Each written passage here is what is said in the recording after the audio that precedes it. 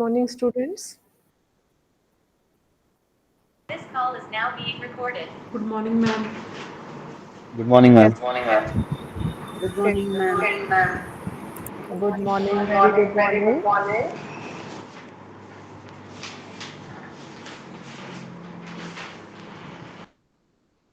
कैसे हैं सब लोग? All fine, ma'am. सॉरी, कल मैं आपकी क्लास नहीं ले सकी क्योंकि हमारे कॉलेज में कोई इवेंट था जिसमें मेरी स्टेज पे इन्वॉल्वमेंट थी, तो इस करके मैं आपकी क्लास नहीं ले पाई. तो will try to make it up today. Sure, ma'am. Thank you.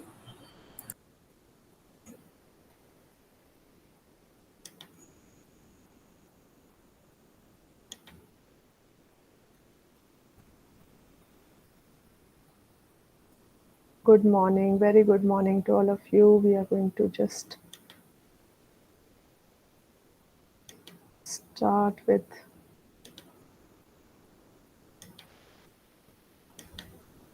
today's lesson. And I'm going to present my screen.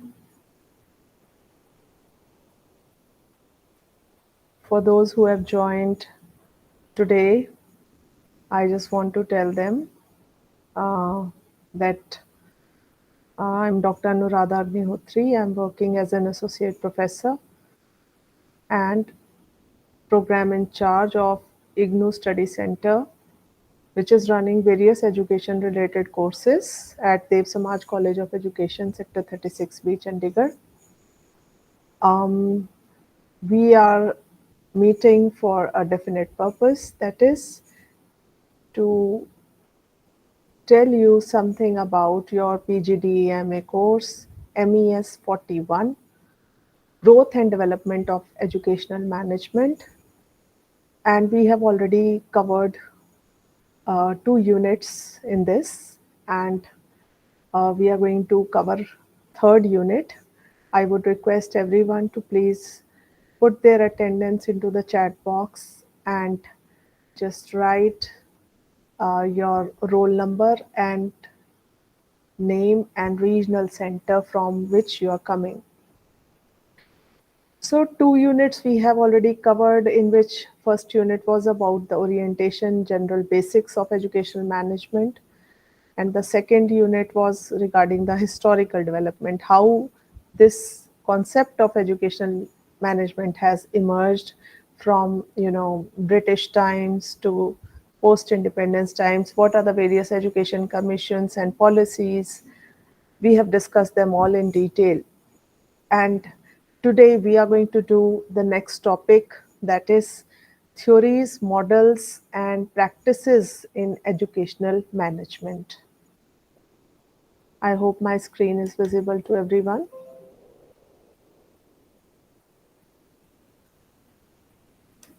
Yes, ma'am. Okay, fine. Please let me know in case you encounter any difficulty in visualizing the presentation, okay? Because most of the times I am able to see the screen and not you all people. Just tell me whether the slides are changing or not. Are the Yes, slides ma'am. are the Yes. slides changing? Yeah. Yeah. So today I could fix this issue which I was facing, and was very minor, but perhaps the technology, it always plays with you. So today's unit, uh, if I do it in Dipesh if I do it in slideshow mode, then I have this difficulty is that I cannot see whether you are all there or not. So that is the issue that I face. So please try to understand, um, because it covers the entire screen. And then, once it so happened that I was, taking the class online during COVID times.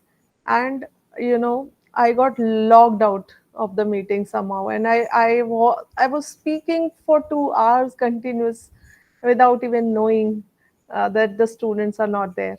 So that is my little limitation. Please bear with me. I hope my screen and contents are visible to you. You can always write your, whatever you say, it pops up on in the chat box. So please, जो भी आपको कहना है आप chat box में लिख सकते हैं. अगर आपको कुछ पर्सनली भी कहना है आप अनम्यूट करके कह सकते हैं. बट जिनके प्लीज माइक इको करते हैं, कमल जी स्पेशली आपके लिए है ये, आप प्लीज अपना माइक ऑफ रखें, मेरी बड़ी रिक्वेस्ट है आपसे. तो अब इस यूनिट में हम क्या बात करने वाले हैं. Basically I told you that we will do theories, models and practices in educational management. देखिए, किसी भी चीज को प्रैक्टिकली समझने से पहले उसका थ्योरेटिकल ओरिएंटेशन या थ्योरेटिकल बैकग्राउंड जो है जानना बहुत ज़रूरी होता है. हम बच्चों को साइंस पढ़ाते हैं, साइंस में भी जब हम उनको प्रैक्टिकल कराते हैं उससे पहले हम ये बताते हैं कि इसमें कौन सी थ्योरेटिकल फ्रेमवर्क जो है वो अप्लाई होता है. और उस थ्योरी को समझने से क्या होता है कि जब हम थ्योरी को अच्छे से समझते हैं तो उसको हम प्रैक्टिकली यूटिलाइज भी कर सकते हैं. इसी तरह से हमारी ये जो theoretical frame of educational management है, they cover up various theories and models of educational management, and all these models will help us to understand our education management system, especially in the context of India, in a better way. So the rationale for theoretical framework is that we can provide a guideline for action. Because अगर हमें theoretical framework पता होगा तभी हम practically उसको करेंगे, यानी कि guideline for action. And it will also help us to understand the objectives and philosophy and working of educational institutions. How educational institutions are working, उनके मेजर विजन्स क्या हैं, गोल्स क्या हैं, उनकी अपनी एक वर्किंग फिलॉसफी होती है. हर इंस्टीट्यूशन की अपनी फिलॉसफी होती है. तो उसको समझने के लिए भी ये मॉडल्स और जो प्रैक्टिसेस हैं ये समझनी ज़रूरी हैं, theories. And one more thing is that theory and practice are inseparable. They go hand in hand, as I just told you. And they will help us to resolve the problems of educational management. अगर हम इनको अच्छे से समझेंगे तो हम इसके अंदर, अगर इनके कंटेंट्स को समझेंगे, इनके अंदर जो इनग्रेन्ड चीज़ें वो कहने की कोशिश कर रहे हैं वो समझेंगे, तो obviously it will help us to manage our educational institutions in a better way. And these theories they are normative in structure. Normative का मतलब होता है कि नॉर्म्स को बताते हैं कि कैसे इंस्टीट्यूशन फंक्शन करते हैं, what are the type of institution, how do people behave in institution, what kind of role and responsibilities are assigned in educational institutions. And accordingly they will provide for frameworks for various suggestions. They will give us recommendations and solutions to handle our problems in a better way. These theories also help us to view management as a dynamic rather than a static process. क्योंकि management क्या है कि हम जब भी manage करते हैं, it depends upon lot of factors, lot of situations. So we have to keep on managing these situations every time, and since we have to manage every time the situation changes, so is the way of handling things. So that is why it is not a stationary or a fixed process, rather it is a dynamic process. These theories also help us to clarify confusions regarding various elements. कि role of leader क्या है, subordinates का role क्या है, interpersonal relations क्या है, कैसे हम उनको बेटर मैनेज कर सकते हैं, कैसे हमारे फाइनेंशियल रिसोर्सेज को मैनेज कर सकते हैं. तो जो भी हमारे माइंड में डाउट्स इमर्ज होते हैं, ये theoretical frameworks they help us to clear those doubts. So we will begin with various theories of educational management, and here we are going to cover up 6 theories which are in your course. Number 1, classical theories of educational management, human relation theory of educational management, theory of organizational behavior, theory of human management, contingency and situational theories, and system theory of educational management. We will discuss all these theories one by one. Classical theories of educational management. जब भी word ये आए आपके सामने classical, तो आप ये समझ जाइएगा कि सबसे पहले जो थ्योरीज बनी हुई हैं उन्हीं को हम क्लासिकल थ्योरीज कहते हैं. अगर हम अभी किसी पुरानी पिक्चर के बारे में बात करते हैं ना, तो कहते हैं कि क्लासिक है मूवी. या अगर हम क्लासिकल म्यूजिक की बात करते हैं, तो वो म्यूजिक कौन सा है? जो हमारा पुराना म्यूजिक है, जिसके ऊपर सब चीज़ें बनी हुई हैं. तो क्लासिकल मतलब हमेशा वो होता है कि जो सबसे पहले थ्योरीज आई उसी के ऊपर ही फर्दर थ्योरीज बिल्डअप होती हैं. It is just like a, you can say, a foundation on which we lay different stones and to make it a building. So classical theories जो हैं, इनमें कई लोगों ने अपने अपने व्यू पॉइंट्स दिए हैं. Naturally they are very old theories, but still they have their own historical significance, as well as many of the things are still applicable in our present day situation. Even it is not that we have discarded them. Every theory has its own value, because they have provided insights. Only they have led to other discussions. So these theories, they are focusing on well-defined bureaucratic principles of management. Like there is a system of bureaucracy. Bureaucracy का मतलब होता है कि जहाँ पे top level hierarchy होती है, authority होती है, रिस्पॉन्सिबिलिटी होती है, फिक्स्ड डिवीजन ऑफ वर्क होता है, डिसिप्लिन होता है, वेल फ्रेम्ड रूल्स होते हैं, and then there is unity of thought and action, and command flows from top to bottom. और हर ऑर्गेनाइजेशन में, हर हायरार्कियल लेवल पे ये चीज़ें एक प्री डिफाइंड वे में फंक्शन करती हैं. तो ये व्यूज़ हमारे टेलर, फेयोल और मैक्स वेबर उन्होंने दिए थे. टेलर ने बहुत पहले 1856 टू 1915 में, फेयोल ने उसके बाद 1949 में, और मैक्स वेबर ने 1947 में. और इन्होंने कहा कि ब्यूरोक्रेसी बेसिकली क्या होती है? It is a hierarchy of authority. hierarchy of authority in an organization, and which operates through fixed rules, well-defined rules, which are well structured, and where individuals are assigned different activities as per their duties. So even now, if you see, many of the educational institutions still run on the basis of these classical theories, where everything is according to the, if they are government institution, everything goes according to the government norms. If it is a private institution, everything goes as per the private management, what they say, how they operate, especially with regard to the financial administration, because that is one aspect. That is, if it's a government institution, the finances are under the control of the government.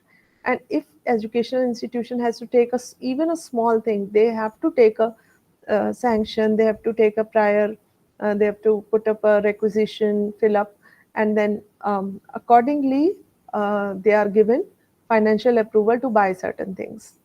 And they will have fixed place also to buy from, where they have to buy. That's like in a government. And in private, little more flexibility is there with regard to, if they want to buy it from not this place, they can buy from another place. But yes, of course, there are the management that runs the institution of the private management. There they are controlling. So obviously all the people in the institution, they have to be guided by and they have to follow what the hierarchy says, है ना. जैसे आपके educational institution में सबसे ऊपर, suppose it's a government institution, तो सबसे ऊपर कौन होता है? Can you tell me? आपके एजुकेशनल इंस्टीट्यूशन में टॉप लेवल हायरार्की किसकी है? You can write in the chat box, I am reading. And subsequent hierarchies क्या हैं, ये भी आप बता सकते हैं. अपने आंसर्स को लिखें. आपके यहाँ पे, अच्छा, किसी ने लिखा है कि हमारे यहाँ पे सबसे ऊपर डीन होता है, ठीक है. किसी ने लिखा यूनिवर्सिटीज़ में, किसी ने लिखा रजिस्ट्रार होता है, कहीं पे वाइस चांसलर होता है ना, कहीं पे डायरेक्टर होता है. अलग अलग लोगों ने देखिए अलग अलग डेजिग्नेशंस दी हैं. हाँ, ज्योत्सना जी कह रही हैं हमारे यहाँ प्रेसिडेंट होता है। देखिए कितने वैरायटी ऑफ नॉमेनक्लेचर है ना। We are coming from different educational scenario and everybody is having their own structural hierarchy which starts from the top, okay, and it goes to all the okay. Those who are using the abbreviations, I would request please if you could elaborate, because I want to be very clear and specific as to what is these acronyms stand for. So yes, directors हैं, principles हैं, कहीं पे कोई, तो आपने देखिए कितने अलग अलग टर्म्स हमने यूज किए हैं. तो classical theories, I hope they are clear to you. We will, take up one theory at a time, and then if you have any doubts, I will take your doubts, then we'll go to the next theory. Yes, anything related to classical theory which you have not understood, please let me know, or you can just put up your query in the chat box. Keep on interacting through chat box. It's a wonderful tool, and we should all, utilize this as much as possible. One advantage is that the person who are speaking, the flow of thought never breaks up, and when we stop speaking and taking your queries, through audio, then sometimes you get haywire, your thoughts are broken. So in case you have any doubts regarding classical theories, we will go to the next theory. One more thing I want to tell you, even in educational psychology as a discipline, we have, classical theories of learning, classical conditioning. So classical जब भी word आए तो आप समझ जाइए कि सबसे पहले जो theories बनी होती हैं, जिसके ऊपर सारी theories खड़ी हैं, वो उनको हम लोग classical theories कहते हैं. I hope I make my point very clear to you. Going to the next type of theory, it is known as human relation theory. Yes. Are all countries following same structure in educational management? Kamal, very valid question. If you study comparative education, that's a very, full-fledged subject in the field of education. There they are comparing the educational structure of different countries, like USA में कैसा है, UK में कैसा है, Finland में कैसा. क्योंकि Finland मैंने नाम इसलिए लिया क्योंकि एक हमारे सामने बहुत बड़ा एक मॉडल इमर्ज हुआ है उनका एजुकेशन स्ट्रक्चर का, बहुत ही सक्सेसफुल मॉडल है जिसे हम कहते हैं. उसके बारे में ऑफ कोर्स अभी यहाँ टाइम नहीं है बताने को, but yes I can tell you that every country has their own educational management system of own education. They follow different theories of educational management, okay. And education structure, or the ladder which we say hierarchy, that also varies from one आप country की तो बात ही छोड़ दो, country तो बहुत बड़ी चीज़ है.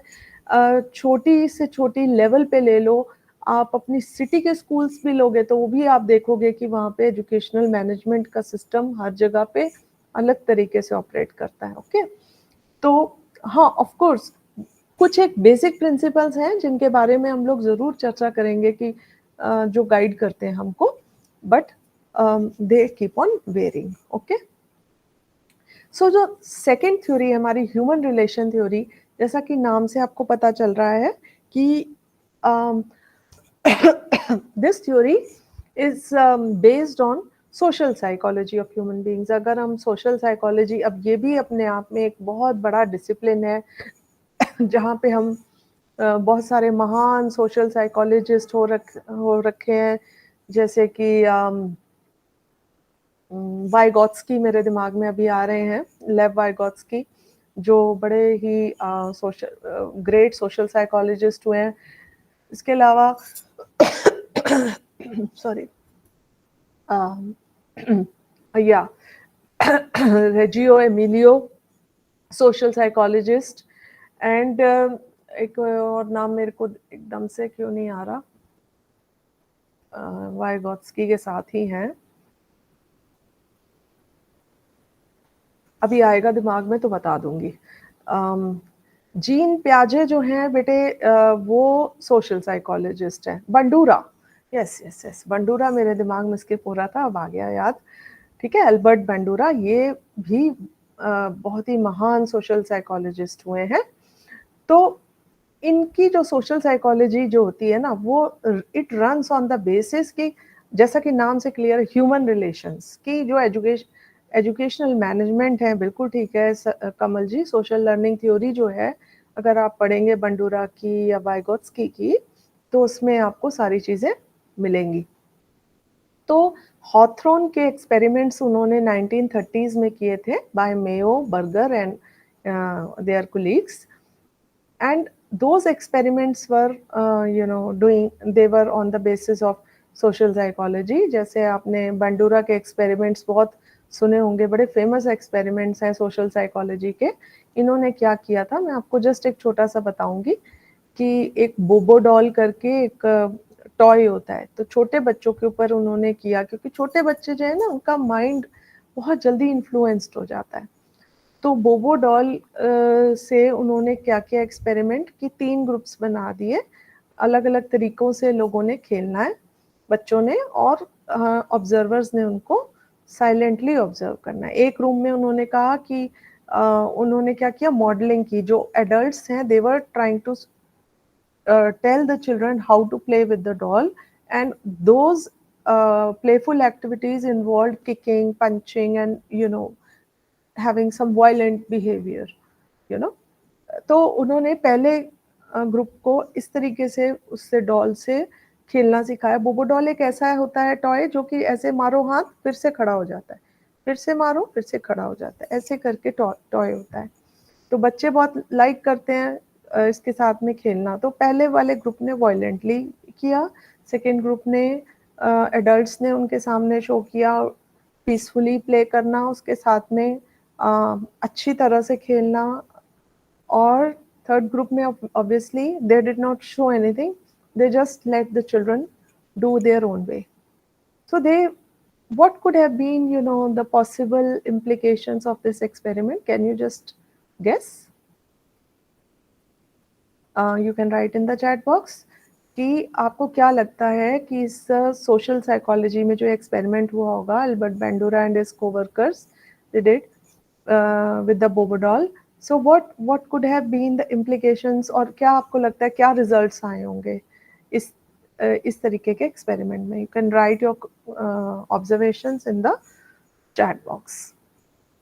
सो social psychology always tells us कि जब भी आप ऑर्गेनाइजेशंस में जो लोग होते हैं, they work on the principle of maintaining social relations, and उसमें किन किन चीज़ों का रोल होता है, उनका मोटिवेशन का। So how do we keep the people motivated, उनका मोरल कैसे अप रखना है, ग्रुप डायनामिक्स के कौन से प्रिंसिपल्स होंगे जो कि वहाँ पे ऑपरेट कर रहे हैं, and what could be the democratic and participative management techniques that people are using and the managers are using.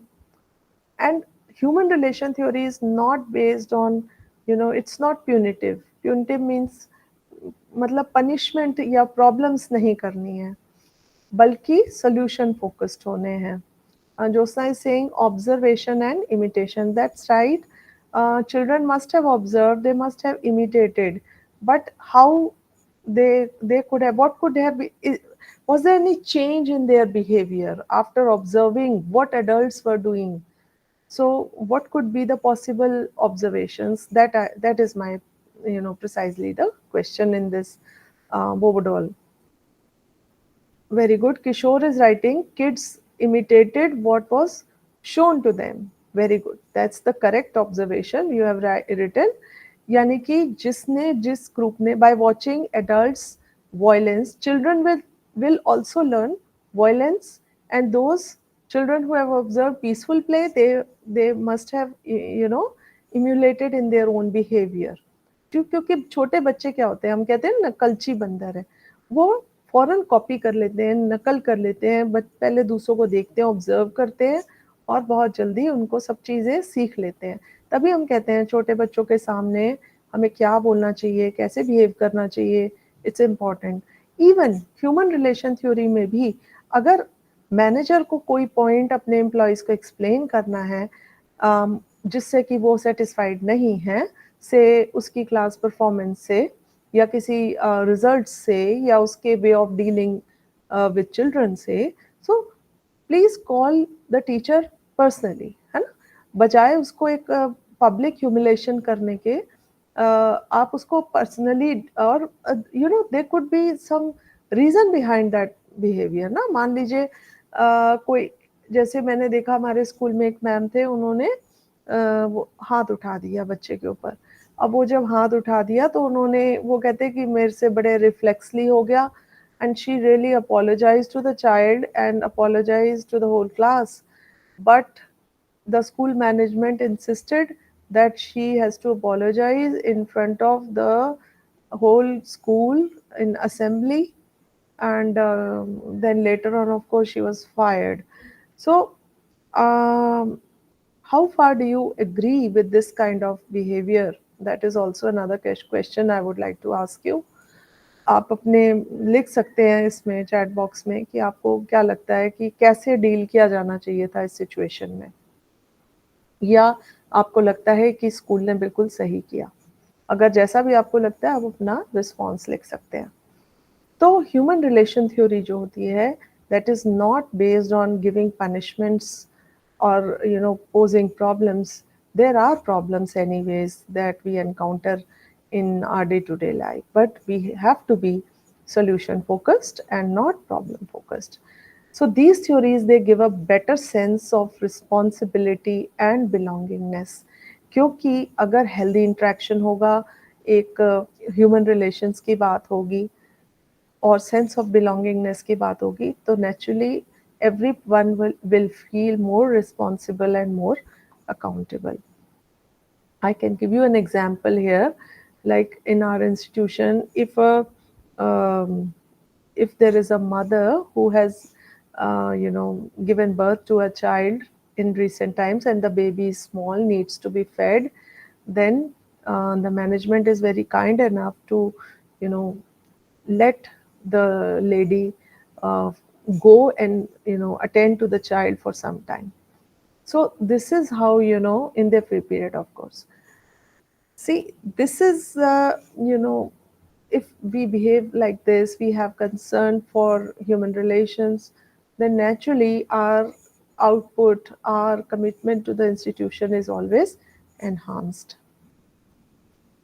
Now the third theory is known as theory of organizational behavior of educational management. This has been given by Getzel and Guba in 1957. So organizational behavior का मतलब है कि institution में पूरी as an organisation कैसे लोग behave करते हैं। ओके, तो इंस्टीट्यूशनल बिहेवियर की अगर हम बात करें या ऑर्गेनाइजेशनल बिहेवियर की, जैसे कि लोगों के सामने, वो सोसाइटी के सामने इमर्ज होके आती है, तो it is a function of interaction between two dimensions. Okay, one is known as organizational dimension or nomothetic dimension. It is also known as normative dimension, and second is called individual or personality or ideographic dimension. It is the personal basis, so it is also known as monographic dimension. So organizational behavior या normothetic या normative is that, like in this picture you can see कि कोई भी social system जो होता है उसमें हमारे से हमारी पूरी society में एक educational institution है, वो that is functioning as a micro level society. Okay, micro community. तो एक institution में हर एक का role defined होता है, हर एक के कुछ expectations होते हैं और उसके अकॉर्डिंगली हमारा सोशल बिहेवियर होता है। जैसे फॉर एग्जांपल किसी एजुकेशनल इंस्टीट्यूशन में कहा जाता है कि जब भी आप किसी को मिलें तो आप गुड मॉर्निंग, गुड आफ्टरनून करें, विश करें। किसी इंस्टीट्यूशन में ये भी कहा जाता है कि आप अपने इंडियन कल्चर को प्रमोट करते हुए नमस्ते करें और स्माइल से मिलें, ठीक है, कर्टियस हों। सो इस तरीके के, या कोई वे ऑफ ड्रेसिंग भी हो सकता है। तो क्या उनके रोल्स हैं, कैसे एक्सपेक्टेशन है। किसी इंस्टीट्यूशन में ये बात सिखाई जा सकती है कि आप कोई पर्टिकुलर जैसे वैल्यूज़ हैं उनको प्रमोट किया जाता है, जैसे ऑनेस्टी है या पंक्चुअलिटी है। अगर किसी ने मान लीजिए कोई ऑनेस्ट बिहेवियर किया तो इंस्टीट्यूशन उसको रिवॉर्ड भी कर सकता है as a very honest person in the institution. So accordingly हमारा सोशल बिहेवियर जो है वो गवर्न होता है कि इंस्टीट्यूशन जैसा कह रहा है, उसके अंदर जैसा कल्चर है, उसके अंदर जो रोल्स हैं, एक्सपेक्टेशंस हैं, उसके अकॉर्डिंगली हमारा सोशल बिहेवियर जो है वो गवर्न होता है. And second is the individual dimension और इडियोग्राफिक डायमेंशन. इसमें individual is the every person, उसकी अपनी पर्सनैलिटी होती है एंड उनकी अपनी नीड्स होती हैं, और हर एक की जो नीड्स हैं उसको भी केटर करते हुए अगर आप कोई अपनी रिस्पॉन्सिबिलिटीज को उस इंस्टीट्यूशन में पूरा कर रहे हैं तो वो हो गया आपका personal disposition. Like for example, मैं आपको इसका बहुत एक अच्छा एग्जांपल देती हूँ. जैसे कि teachers need to grow professionally. आप सभी जानते हैं, आप लोगों की भी प्रोफेशनल ग्रोथ होती है ना. अब प्रोफेशनल ग्रोथ के दो एस्पेक्ट्स हैं. एक तो टीचर अगर प्रोफेशनली ग्रो होगा, उसकी अपनी प्रमोशंस उसके ऊपर बेस्ड होती हैं, उसकी अपनी नॉलेज एनहांस होती है, उसकी खुद की ग्रोथ होती है, राइट. और दूसरी तरफ not only the person but also the institution is affected by the professional growth of an individual teacher.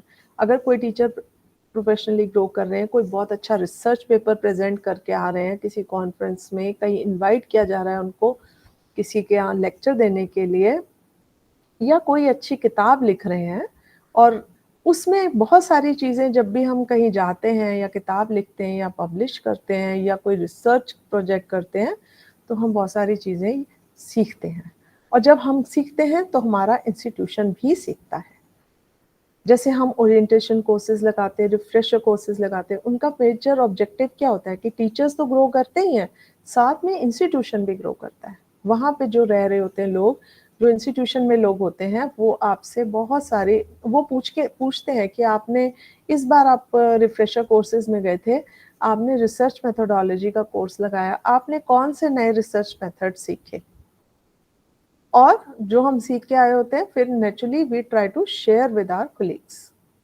उससे क्या होता है कि नॉलेज का आपस में ट्रांजैक्शन होता है, शेयरिंग ऑफ आइडियाज होता है. तो ऑर्गेनाइजेशनल बिहेवियर जो है, एक इंस्टीट्यूशन का जो बिहेवियर है, वो उसमें उसकी अपनी एक फिलॉसफी के ऊपर, working philosophy, as well as उसके अंदर जो इंडिविजुअल्स काम कर रहे हैं उनकी प्रोफेशनल ग्रोथ के ऊपर और उनकी एक्सपेक्टेशंस और responsibilities and the way they are performing their duty, उसके ऊपर डिपेंड करता है. So this is known as theory of organizational behavior. You will see each of the theories are trying to portray thank you Jyotsna ji. देखिए हर एक ने अलग अलग view point रखा. अभी हमने कितनी बात की है, 3 थ्योरीज की. क्लासिकल थ्योरी में बात हुई है कि fixed set of responsibilities and rules, how institution should work, what should be the role. Human relation is how we can maintain good relation among people in our institutions. Third is organizational behavior, जो कि institution level पे और individual level दोनों पे operate करता है. तो ये theories अभी हमने so far study की हैं. We are trying to do a little recap क्योंकि at the end of it I would ask some questions or I will take your we will open it up for a discussion. Then sometimes we kind of forget. तो time to time मैं एक recap देती रहूंगी आपको ताकि हमें पता लगता रहे हमने अभी तक क्या क्या कवर अप कर लिया. Okay, so the fourth theory is known as theory of human management in organization. Theory of human management, अब ये सारा ह्यूमन रिसोर्स डेवलपमेंट जो आप जानते ही हैं उसके ऊपर बेस्ड है. तो मैकग्रेगर ने 1960 में, देख रहे हैं आप किस तरह से थ्योरीज इवॉल्व हो रही हैं.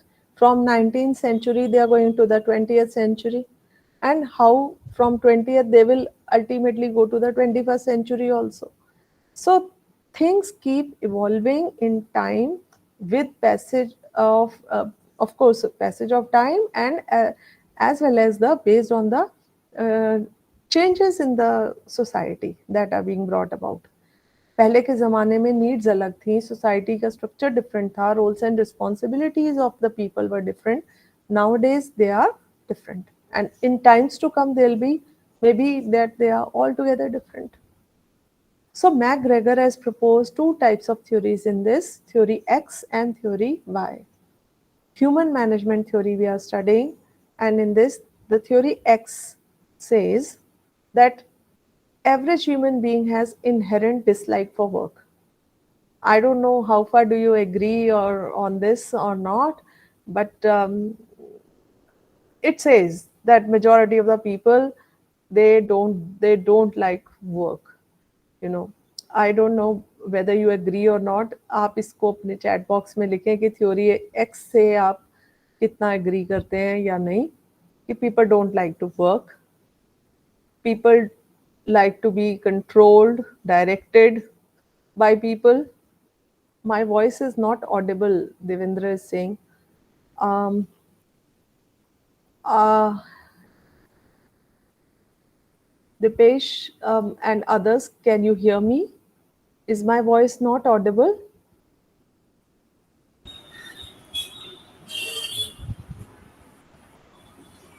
It's audible. Someone is saying very clearly audible. Okay, fine. Then I think Devendra, you need to check your audible. Okay, fine. Thank you. हाँ, इससे एक तो ये भी बात पता लगती है how much you people are attentive listening to me. Thank you so much. Yes, I really appreciate your responses, and they keep flowing very quickly. That is what I like about this group.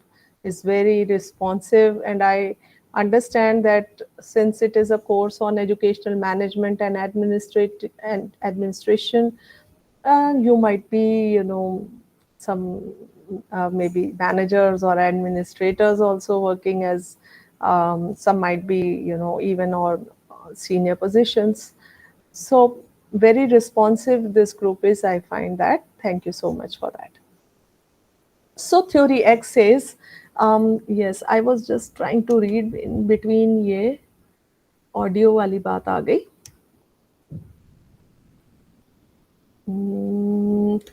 Yes, Dipesh is saying, yes ma'am, average human being is like that. Average human being is like that. So I think फिर आप वही बात है कि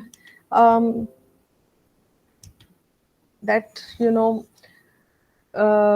people don't like working. That's a sad reality, and work begets work. अगर आपको work के लिए liking है तो work will come to you, and if you don't like work, naturally the work that will not come to you. I always say कि आप educational institution में या कहीं पे भी, जहाँ पे भी आप जॉब कर रहे हैं, you are getting a salary. Okay, suppose in this field, teaching line, you are teaching, you are managing so many things, so you are being paid for that. Okay, आपको अगर आप अपनी ड्यूटीज अच्छे से नहीं करोगे तो you will feel guilty at times, कि आपको लगेगा कि I'm not doing justice to my profession. So please, that inner conscience, हमारा जो conscious है, उसको हमें मरने नहीं देना चाहिए, उसको हमें हमेशा जीवित रखना चाहिए. At this stage where we are,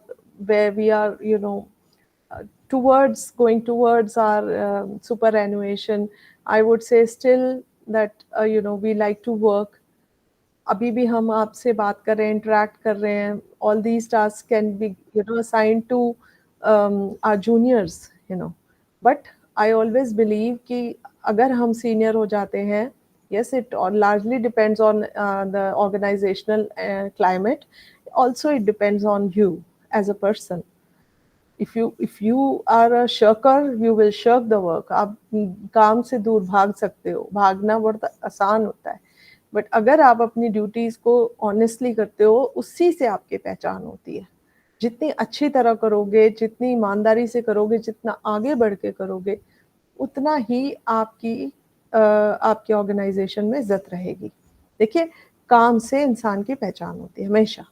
मैं हमेशा ये कहती हूँ कि काम से आपकी पहचान है. आप अगर काम करेंगे, अच्छा काम करेंगे, क्वालिटी वर्क करेंगे, you will also feel satisfied, and organization भी आपकी कदर करेगा. ठीक है, तो ये हमें इससे हमें एक इनर मोटिवेशन मिलता है. एक एजुकेशनल इंस्टीट्यूशन ऐसी एक तो इट्स लाइक पूजा की जगह है, जहाँ पे हम जा रहे हैं तो समझ लीजिए it's a place of worship. हम स्टूडेंट्स को पढ़ाने जा रहे हैं, ये एक बहुत बड़ा, बहुत अच्छा नोबल काम है, तो हमें उसके पूरी ईमानदारी से करना चाहिए। और एडमिनिस्ट्रेटिव जॉब्स जो होते हैं वो हमें एक बहुत एक्सपोजर देते हैं, बहुत सारी चीज़ें सिखाते हैं। तो हमें ये जो average human being has inherent dislike for work, इसको छोड़ के आगे बढ़ना चाहिए। और we should go to the theory why that I will discuss. So why we would like to be controlled or directed? Because that inner initiative is lacking. कोई भी व्यक्ति जिसके अंदर इनिशिएटिव लेने की एबिलिटी नहीं होती, वो पीछे बैठ जाता है और कहता है जब मुझे बताया जाएगा तो मैं करूंगी। So Kamal is saying that some people have the ability to show off to the management and in reality they are doing nothing. But I tell you Kamal ji, एक और बात मैं बताऊं, management also knows who's trying to show off and who's doing the actual work. In their hearts they know.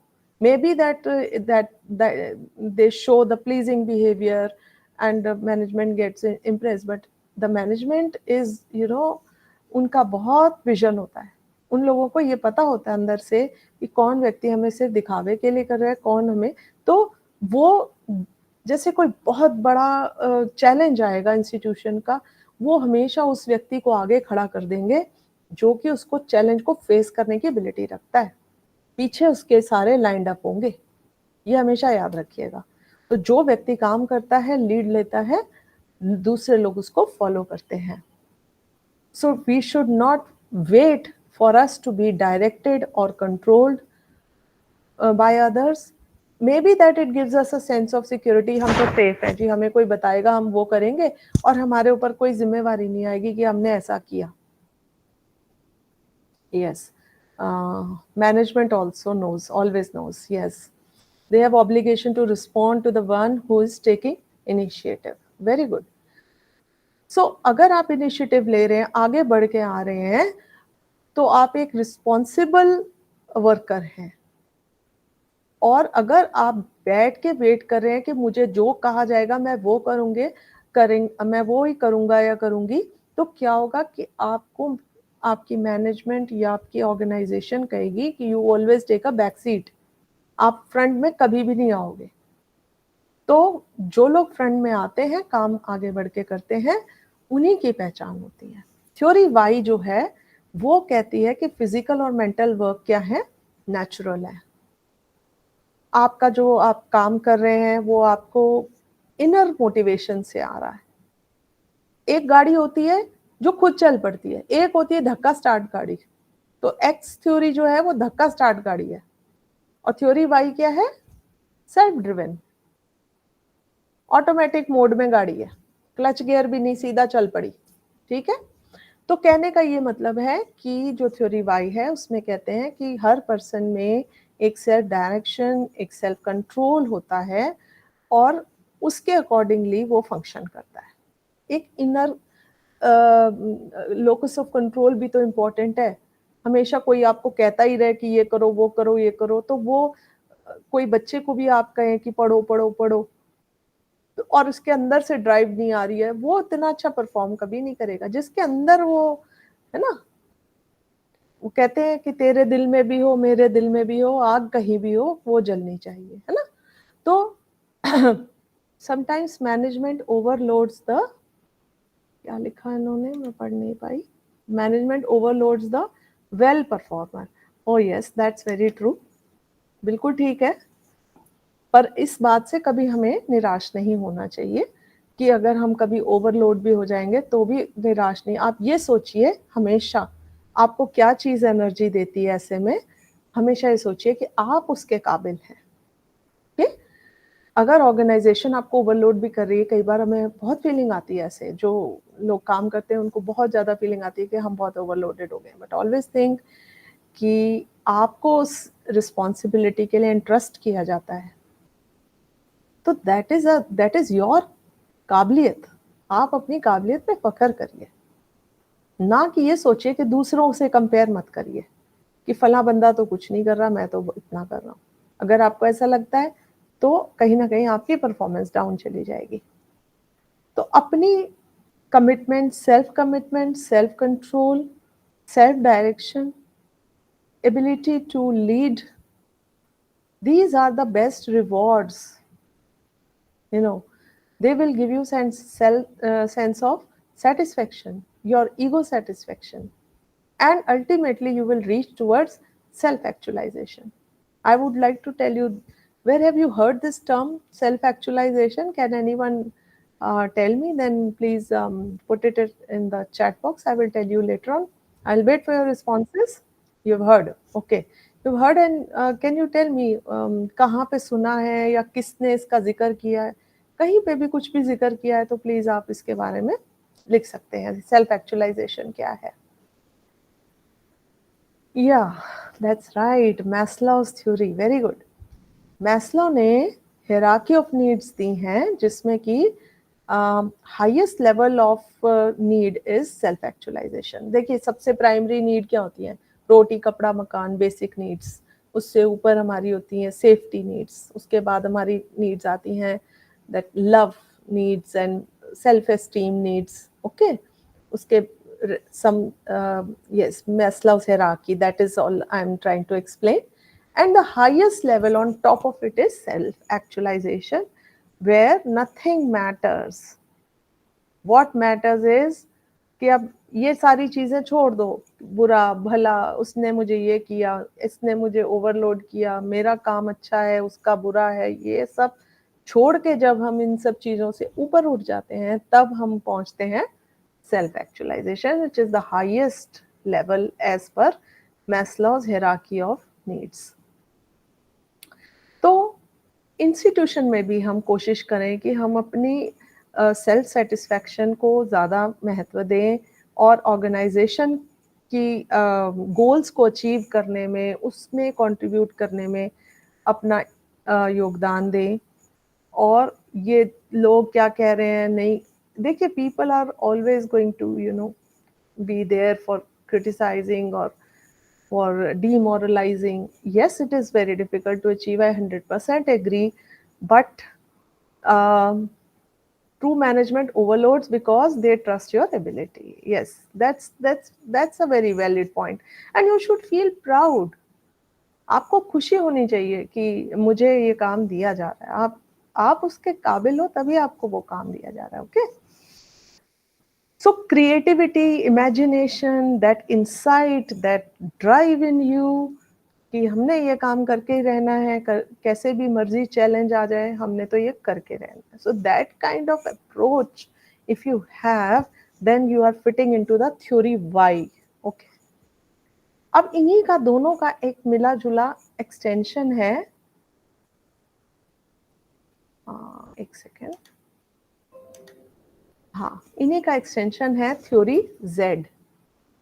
I hope my slides are visible to you because I cannot see in presenting mode because I am seeing my own screen.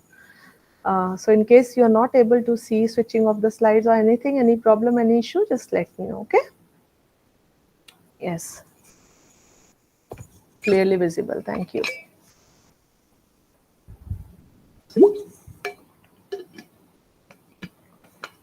Fine. So theory Z क्या कहती है? ये दी है William Ochi 1982, which is an extension of theory X and Y. क्योंकि पहली theory जो हैं वो आपकी पर्सनल रिलेशनशिप्स के ऊपर ज़्यादा हैं, आपकी पर्सनल बीइंग के ऊपर हैं, कि आप कैसा फील करते हो, कि आपको कोई बताए तो आप करोगे या आप खुद से ड्राइव हो जाओगे. बट थ्योरी Z कहती है it depends on the entire culture of the organization. यानी कि पूरी ऑर्गेनाइजेशन जो है वो डिटर्मिन करती है कि उसके अंदर काम कर रहे एम्प्लॉइज का बिहेवियर कैसा होना चाहिए. मैं आपको कल की एक बड़ी सुंदर घटना सुनाना चाहूंगी. देखिए, ये जो चीजें में हम डे टू डे लाइफ में सीखते हैं ना, इनका कोई ये एग्जांपल्स आपकी किताबों में नहीं है, कहीं भी नहीं है, पर हमारे पर्सनल एक्सपीरियंसेस हम सबके पास होते हैं, जो हम अगर एक दूसरे शेयर करें तो उससे हमें बहुत कुछ सीखने को मिलता है. कल हमारा एक प्रोग्राम था जिसमें मैंने अभी आपको जिक्र किया कि I was going to be on the stage duty. ठीक है. और नेचुरली प्रोग्राम काफ़ी लेंथी था और काफ़ी सारी उसमें मेरे को बोलने की रिक्वायरमेंट बहुत ज़्यादा थी। अभी भी आप देख रहे होंगे मैं बीच में जैसे पानी पी लेती हूँ, मेरा गला सूख जाता है। तो मेरी एक कोलीग थी, उसका मुझे फ़ोन आया और उसने मुझे कहा कि अभी फंक्शन शुरू होने में 1 घंटा बाकी है, तो तुम कुछ चाय वग़ैरह पी लो, ताकि तुम्हारा गला जो है ठीक हो जाए। तो मैंने उनको कहा कि मैं इस टाइम पे तो मैं बहुत बिज़ी हूँ, क्योंकि मैं स्क्रिप्ट तैयार कर रही हूँ, फाइनल मिनट चेंजेस कर रही हूँ, हमारे प्रोग्राम को ऑर्गेनाइज़ के सीक्वेंसिंग में काम कर रही हूँ, तो मेरे पास तो बिल्कुल भी टाइम नहीं है। तो शी सेड ओके फाइन। थोड़ी देर के बाद मैंने देखा वो मेरी कोलीग खुद, हालाँकि मुझसे बड़ी हैं उम्र में, वो अपने आप उन्होंने चाय बनाई और बना के, उनको कोई बंदा नहीं मिला क्योंकि बच्चों के एग्ज़ाम्स चल रहे हैं, पीएन्स भी नहीं दिखे उनको। वो खुद बना के लेके मेरे लिए ढक के चाय लेके आईं, उन्होंने मुझे दी और कहा कि तुम इसे पहले पियो, काम होता रहेगा, साथ-साथ पी लो और इससे तुम्हारा प्रोग्राम में तुम्हारे को गले को आराम मिलेगा। देखिए, this is called human relation, नहीं? This we have to earn. ऐसे नहीं आ जाएगा। ये आप जब दूसरों के लिए कंसर्न रखेंगे, दूसरों के लिए कुछ करेंगे, तो लोग भी आपके लिए कुछ करेंगे। ऐसे ही एक ऑर्गेनाइज़ेशन है। It is always, I always say life is all about give and take. जब आप किसी को किसी का कुछ करोगे, तो लोग भी आपका कुछ करेंगे। ओके? तो कहने का ये मतलब है कि जो थ्योरी ज़ेड है, वो कहती है कि ऑर्गेनाइज़ेशन का कल्चर और क्लाइमेट कैसा है, उसमें रहने वाले जितने भी लोग होते हैं, उनका बिहेवियर उसके ऊपर डिपेंड करता है। फिर आ गई आपकी नेक्स्ट थ्योरी, जिसे हम कहते हैं कंटिंजेंसी एंड सिचुएशनल थ्योरीज़। अब जैसे आपको नाम से पता चल गया, कंटिंजेंसी वर्ड हमने पहले भी सुना हुआ है, सोशल साइकोलॉजी में भी सुनते हैं हम। कंटिंजेंट बिहेवियर का मतलब होता है कि हमारा बिहेवियर जो होता है depends on so many factors. So behavior of a organization is determined by the behavior of the people working in it, as well as particular needs of the people that are involved in it. हर व्यक्ति की अपनी personal needs भी हैं और उसकी professional needs भी हैं और उसके ऑर्गेनाइजेशन की नीड्स भी हैं। हमें ये सारे रोल्स एंड रिस्पॉन्सिबिलिटीज एक साथ फुलफिल करने हैं। हम क्या कहते हैं कि हम काम पे जाते हैं और काम पे जाने के बाद जब लौटते हैं तो एक और काम पे जाते हैं, क्योंकि हमारा होम मैनेजमेंट भी उतनी ही responsibility towards children is also a big responsibility. So हम काम से लौटते हैं और काम पे आ जाते हैं। We can not just always keep sitting. तो हमें इतने सारे फैक्टर्स हैं जो कि इसको गवर्न करते हैं। So we have to as, अगर आप एडमिनिस्ट्रेटर हैं, मैनेजर हैं या डायरेक्टर हैं, प्रिंसिपल हैं, तो we have to strike a perfect balance between the organization and task and also the tasks of the people who are doing. It is the role and duty of the management or the government authorities या top level hierarchy to see that there is balance of work between people. ये उनका काम है to see.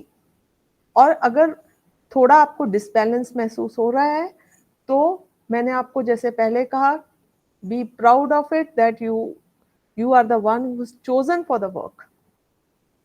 Think about those who are not chosen.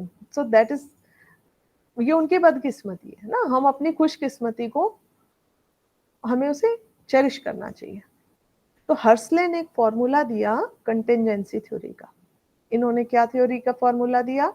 E is equal to F into L और bracket में LFS, ठीक है।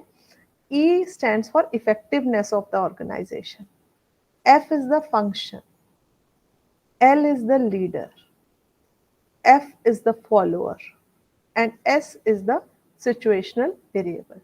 So that means किसी भी ऑर्गेनाइजेशन, इस फॉर्मूले की इंटरप्रिटेशन क्या है?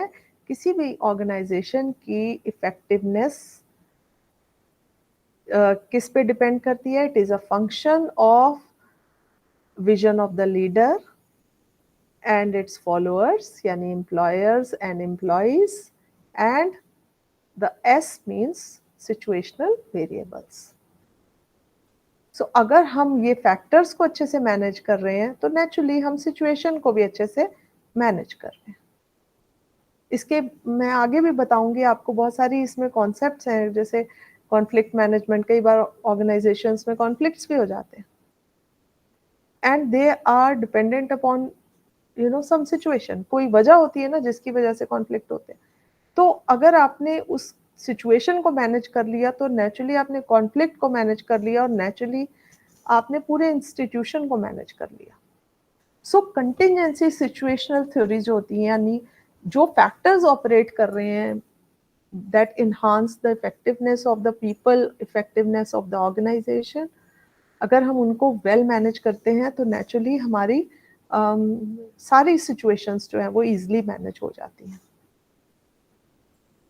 इसके बाद आती हैं सिस्टम्स थ्योरी ऑफ मैनेजमेंट।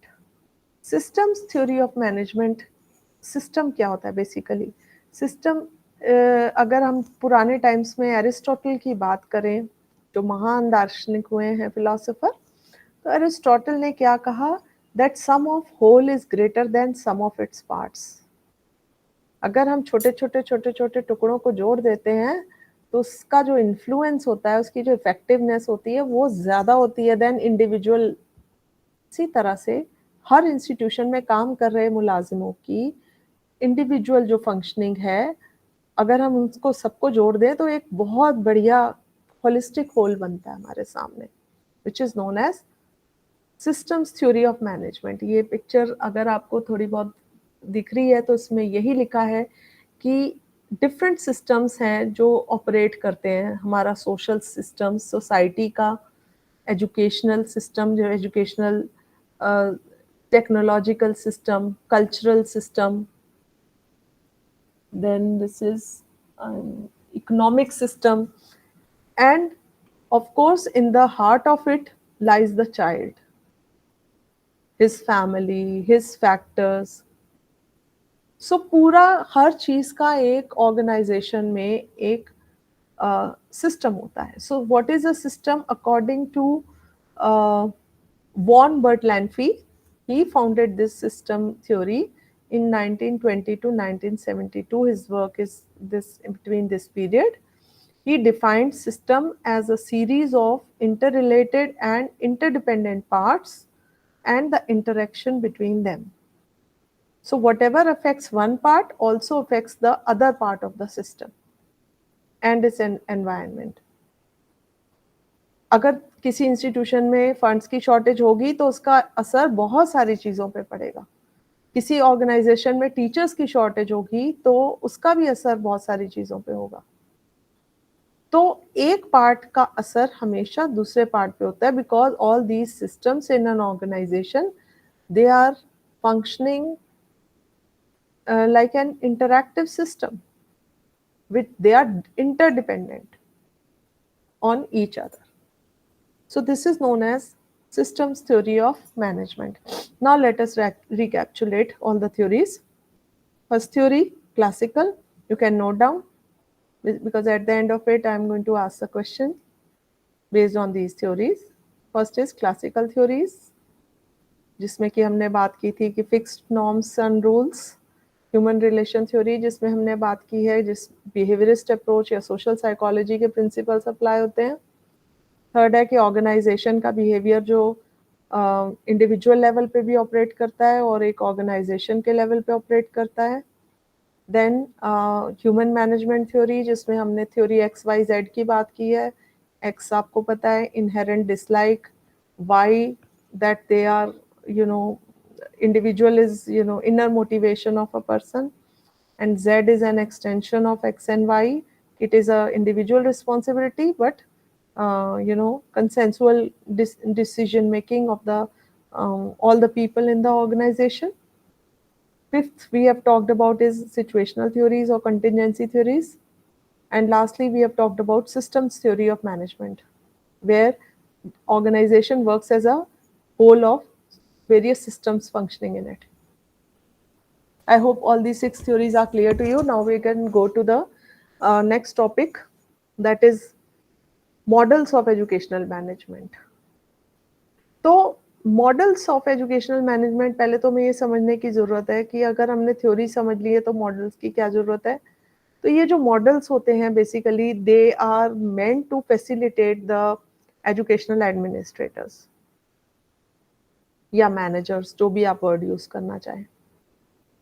तो फैसिलिटेट करने के लिए और देखने के लिए कि एक एजुकेशनल ऑर्गेनाइजेशन में कौन कौन स्टेक होल्डर्स होते हैं और उनके बीच में इंटर रिलेशनशिप्स क्या होती हैं. I would request you all to just write in the chat box what are the stakeholders in your organization. Just try to name the stakeholders and whether you all understand by what is meant by stakeholders and what is stakeholder relationship. That's very important. So आप अपनी organisation में कौन कौन stake holders हैं उनके आप नाम लिख सकते हैं. So we will discuss about different models of educational management.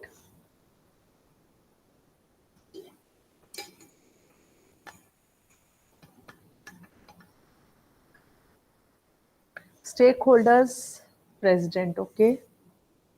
Any other? Think about it. Parents, students, teachers, staff, management. Very good. That's the complete answer you have given, Ritesh.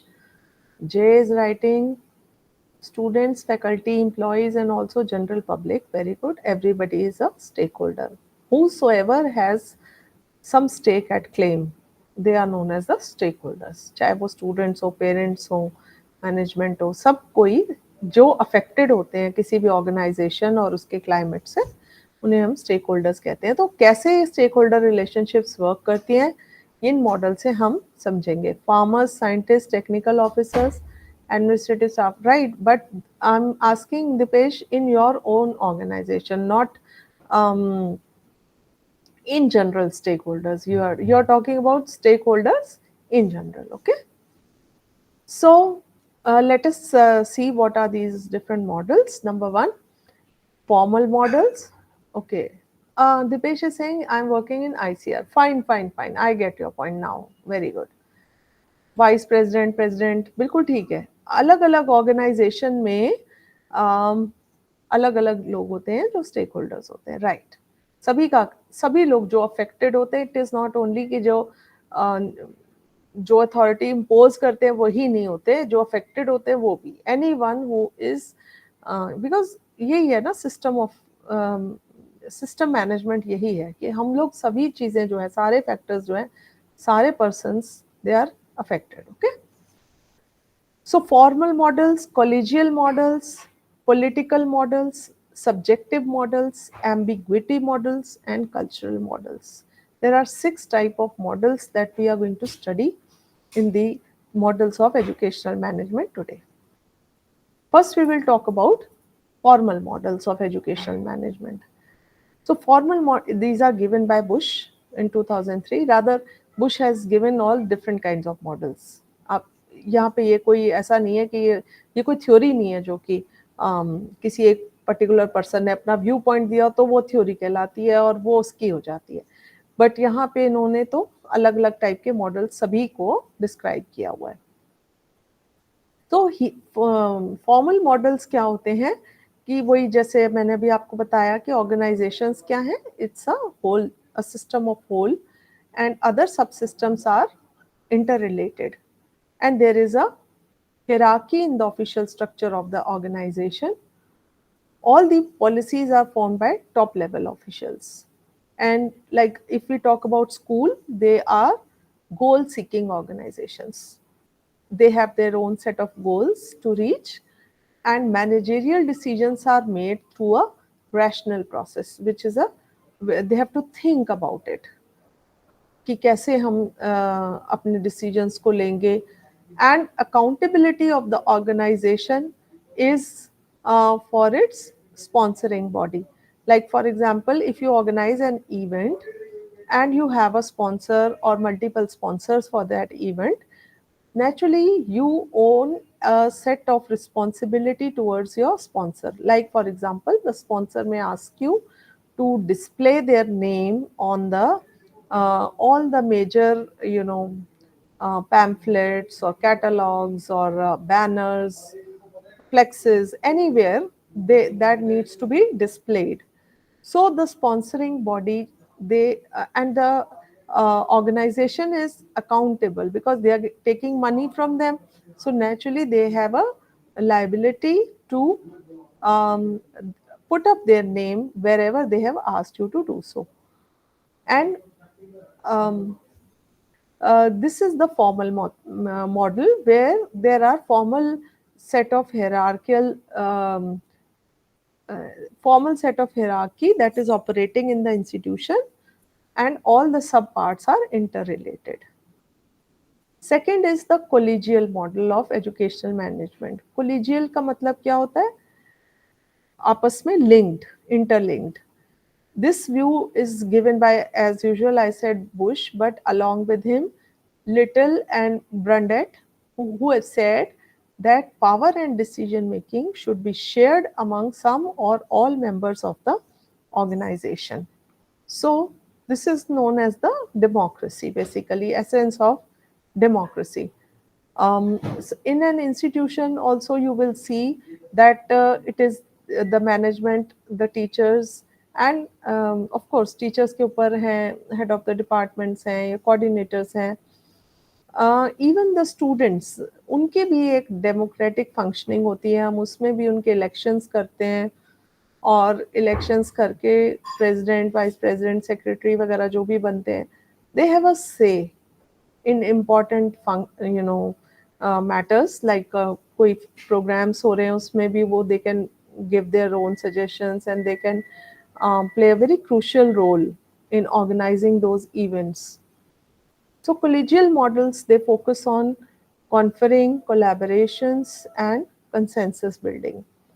There has to be that mutual understanding, that collaboration with each other. Unless there is a proper teamwork, an institution cannot function effectively. So their stake in decision making has to be there, because whether success or failure, it is always a shared responsibility. So collegial model focus on collaboration.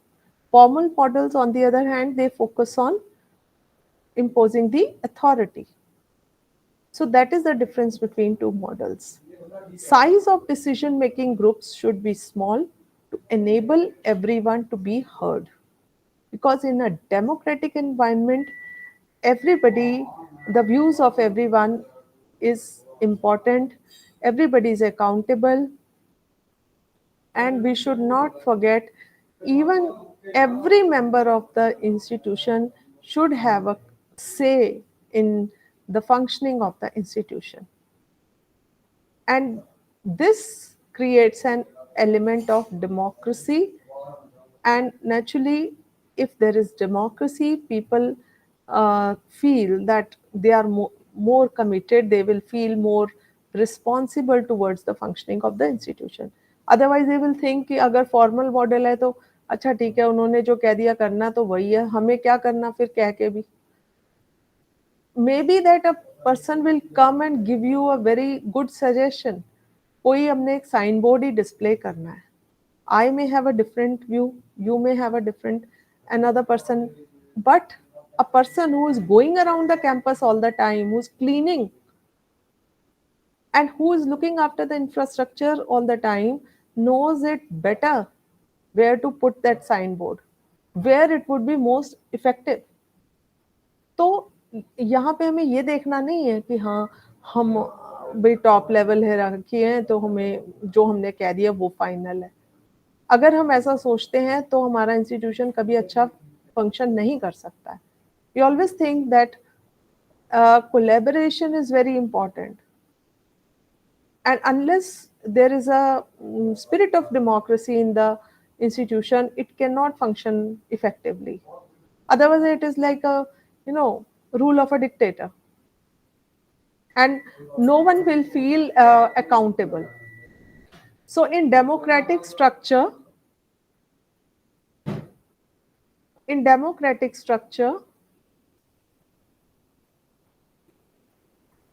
just a minute.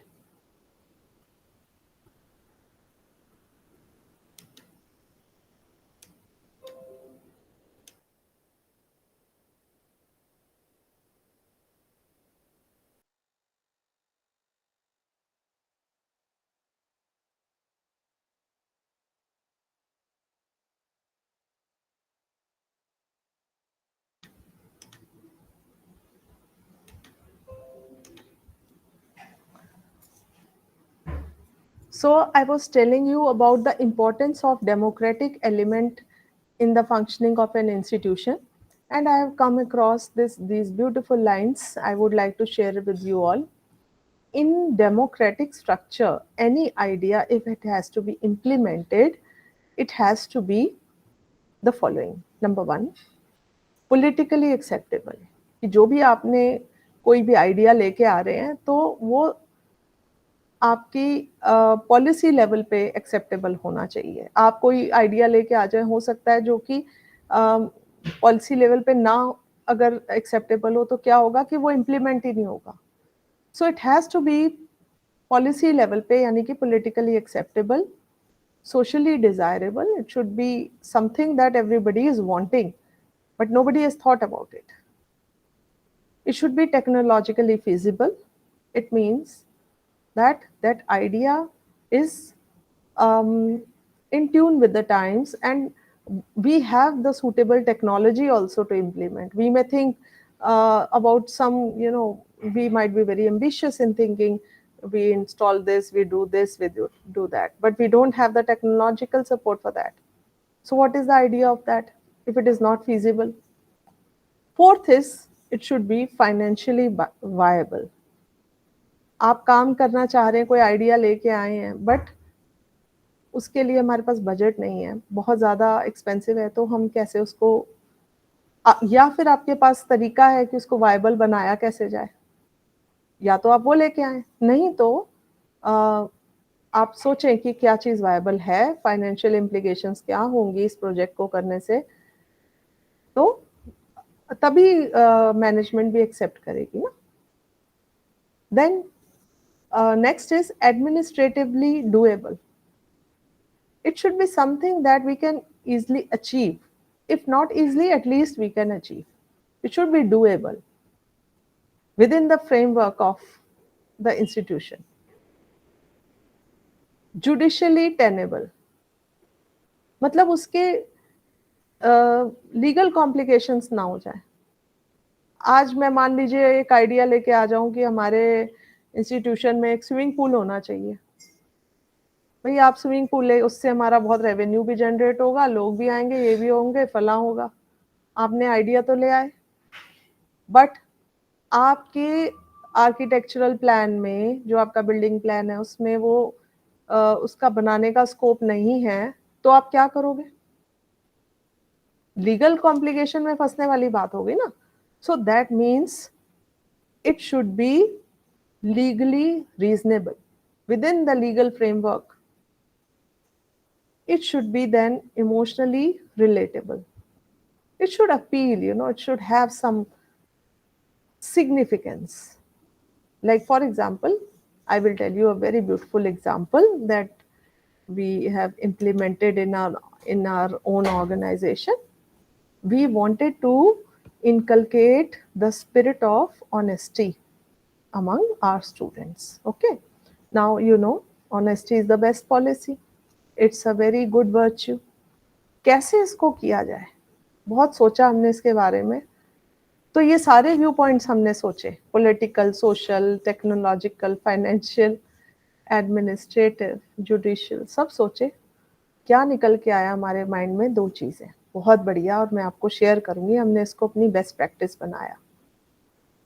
एक हमने निकाला honesty corner. अब आप सोचेंगे honesty corner क्या चीज़ है? Honesty corner में हमने क्या किया, एक कॉर्नर में एक रैक ला के रखा. हमारे इंस्टीट्यूशन में यहाँ वहाँ रुलते फिरते हैं, कहीं ना कहीं से कोई रैक मिल जाते हैं, लाइब्रेरी में कोई पुराने मैगजीन वाले मिल जाते हैं, ले आए, वहाँ रख दिया. उसमें ला के हमने क्या किया, कुछ स्टेशनरी, पेन्स, जो भी स्टूडेंट्स के ज़रूरत की चीज़ें होती हैं, जैसे टक शॉप में जो जो चीज़ें चाहिए, पेन्स वगैरह, वो ला के हमने वहाँ पे रख दिए। ला के रख के वहाँ पे लगा दिया बोर्ड, उस पे लिख दिया ऑनेस्टी कॉर्नर, और वहाँ पे एक बॉक्स रख दिया, और वहाँ पे प्राइस लिस्ट रख दी, हर चीज़ का उसमें प्राइस लगा हुआ है। स्टूडेंट्स ने क्या करना है कि आप, और उसको हाँ सीसीटीवी कैमरे के उससे व्यू से बाहर कर दिया, ना वहाँ सीसीटीवी कैमरा है ना कुछ है, हमने वहाँ रेट लिस्ट लगा दी, अपने आप स्टूडेंट्स ने सामान उठाना है, अपने आप उसका पैसे जितने का वो हुआ अपने आप उसमें डाल देना है। आप सोच रहे हो कि ऐसा कौन करता है? I tell you, when no one is watching ना, your inner conscience is watching you. When no cameras are there, your inner emotional and camera of your own conscience is operational. And you won't believe that we never faced any shortage of money in that honesty corner. We always found, you know, some of the, always found money, whatever it was taken, because we had maintained a log book ना, हम कितने का लेके आए उतने amount हम देखते थे कि हमारी इतनी नोटबुक्स थी, इतनी चली गई, अच्छा तो इतने रुपए हमारे इसमें आ गए अपने आप, तो कभी उसमें शॉर्टेज नहीं हुई फंड्स की। और एक और प्रैक्टिस हमने और की ऑनेस्टी के लिए ही, कि हाउस एग्जाम्स शुरू कर दिए, जो हमारे एग्जाम्स होते हैं, नो इन्विजिलेटर। तो स्टूडेंट्स तो सुन के बड़े खुश, उनको तो लगा हमें तो लॉटरी लग गई कि आज तो हमारी मतलब एग्जाम होगा, कोई इन्विजिलेटर नहीं होगा। Of course house examination whatever was, as I said, doable, administratively doable. अब if it is a final university exam, then what would happen? It's not allowed, you know. So हमने वहाँ पे students को exam लिए और उनको कहा कि आपको कोई नहीं देखेगा, आज आपने अपने को खुद ही देखना है, ये रहा पेपर, ये रही आंसर शीट, ये रहा टाइम ड्यूरेशन, ऑनेस्टली अपने आप करिए, ऑनेस्टली अपने आप उठ जाइए। तो हमने ये देखा कि शुरू में तो हमें आई प्रॉब्लम, चीटिंग एंड ऑल ये सब हो रही थी, बट धीरे धीरे आहिस्ता आहिस्ता स्टूडेंट्स देश, और हमने मल्टीपल टाइम्स पे उनको समझाना शुरू किया ऑनेस्टी की इम्पोर्टेंस, ये वो। फिर आप धीरे धीरे देखिए हमारे रिजल्ट्स इंप्रूव होने शुरू हो गए, क्योंकि बच्चों ने अपनी बिहेवियर की रिस्पॉन्सिबिलिटी खुद लेनी शुरू कर दी। We told them that you are all going to be you are all prospective teachers, you are going to become teachers. The future of the nation is in your hands. That's such a huge responsibility. If we are honest, then of course we can do, you know, we can serve the nation to the best of our ability. So with every effort, I always say that it counts. So somehow these two practices they were emotionally relatable. They could hit the emotion, right emotion. They could bring the right emotion among the students. So similarly, in your own educational organization, you can start doing things which are fostering democracy, which are emotionally connectable, and which are also environmentally sustainable. अब environmental sustainability के लिए आजकल बहुत सारी चीज़ें चल रही हैं। हमने भी एक प्रैक्टिस शुरू कर ली, जिसे हमने वॉल ऑफ काइंडनेस कहा। बहुत जगह चल रही है नेकी की दीवार, आपने नाम सुना होगा। उस दीवार पे वहाँ कपड़े रख देते हैं, जिसको जो चाहिए ले जाओ, जिसको जो फालतू है वो छोड़ जाओ, वहाँ लिखा हुआ है। और लोग आते हैं, अपना सामान छोड़ जाते हैं, जो ले जाने वाले हैं वो ले जाते हैं, और बड़े सालों से ये चलती आ रही। सो इस तरीके की जो एनवायरमेंटली सस्टेनेबल, अब रीयूज ही हो रहा है ना, सामान किसी के काम आ रहा है, वो चीज़ जो हमें नहीं चाहिए वो किसी को चाहिए। So sustainability always works on the principle that we see what we have Thank you, Chandrika ji. You will try in your own institution. Very good. And if you have more such practices to share with me also, you can share it here.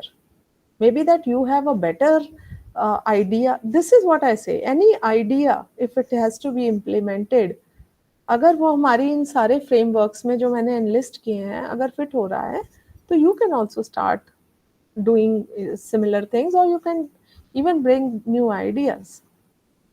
Next model that we are going to talk about is known as the political model of educational management. तो political models जो होते हैं they focus on the group activity rather than the institution as a whole. Group activity का मतलब क्या होता है कि हमारे इंस्टीट्यूशन में कई इंटरेस्ट ग्रुप्स भी होते हैं, यूनियंस होती हैं, आप जानते ही हैं इनके बारे में. कुछ लोग आपके बोर्ड ऑफ स्टडीज के मेंबर होते हैं, कुछ आपके एकेडमिक काउंसिल के मेंबर्स होते हैं. तो अलग अलग लोग जो पॉलिटिकल लेवल पे ऑपरेट कर या सेनेट या सिंडिकेट में रिप्रेजेंट कर रहे होते हैं.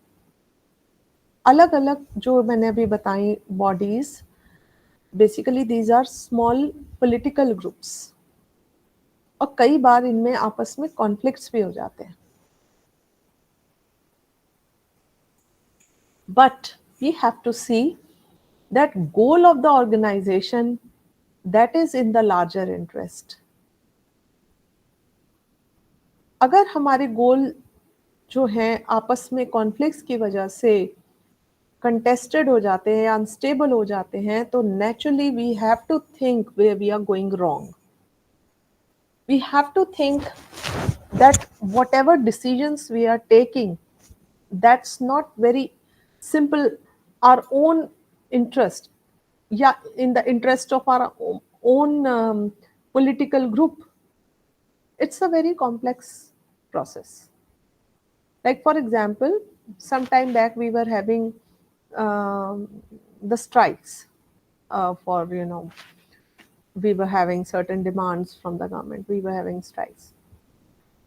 अब ऐसे मौके पर of course every institution they joined hands with each other, but it is you know, students were suffering. That was the point, you know, that pinches the most. Our strikes should not, you know, suffer, let the children suffer in the institution. So we took our classes, we sat in hunger strike. Of course, we have to think political theories में power is central and everybody tries to, vested interest होते हैं, हर एक के होते हैं. But political model से हमें बहुत ज़्यादा गवर्न नहीं होना चाहिए. किसी भी इंस्टीट्यूशन में अगर बहुत ज़्यादा पॉलिटिक्स हो जाती है तो वो इंस्टीट्यूशन वो डिसइंटीग्रेट हो जाते हैं बहुत जल्दी. तो पॉलिटिकल ग्रुप्स की अगर इंटरफेरेंस ज़्यादा बढ़ जाती है तो इंस्टीट्यूशन में ग्रोथ रुक जाती है. सो political models of educational management, अगर हमें इनको इसकी ट्रू स्पिरिट को समझना है तो हमें ये अज्यूम करना चाहिए कि that we have to see the interest of everyone, protect the interest and focus on the group goals rather than our own individual goals. Then we will use this model in a better way. Then we have the fourth, subjective models of educational management. Subjective models, they assume that organizations are the creations of people within them. And the participants, they interpret situations in different ways on the basis of their background and values.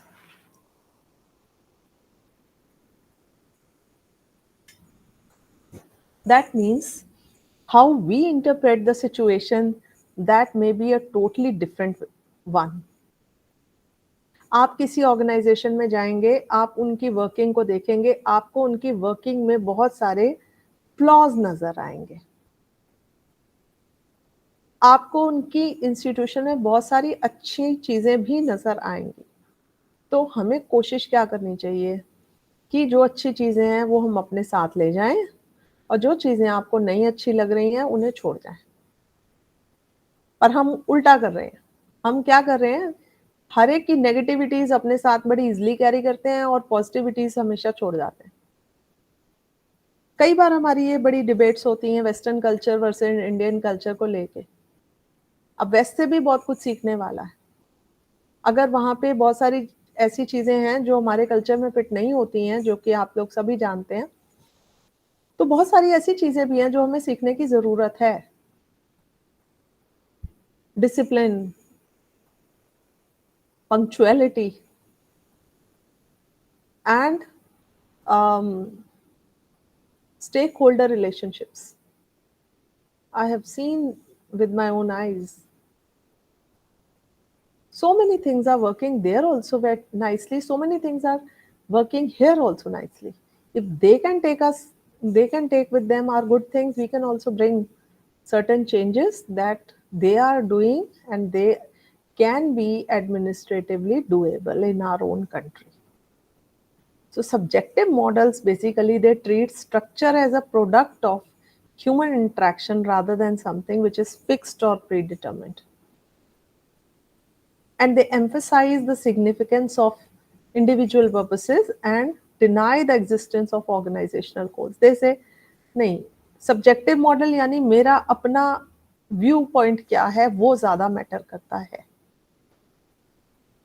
But I think कि अगर हम इतनी subjectivity रखेंगे और personal biases को इतने interfere करेंगे, तो हम कभी भी एक होलसम पर्सनैलिटी नहीं क्रिएट कर सकते अपनी ऑर्गेनाइजेशंस में, be it our staff, be it our students.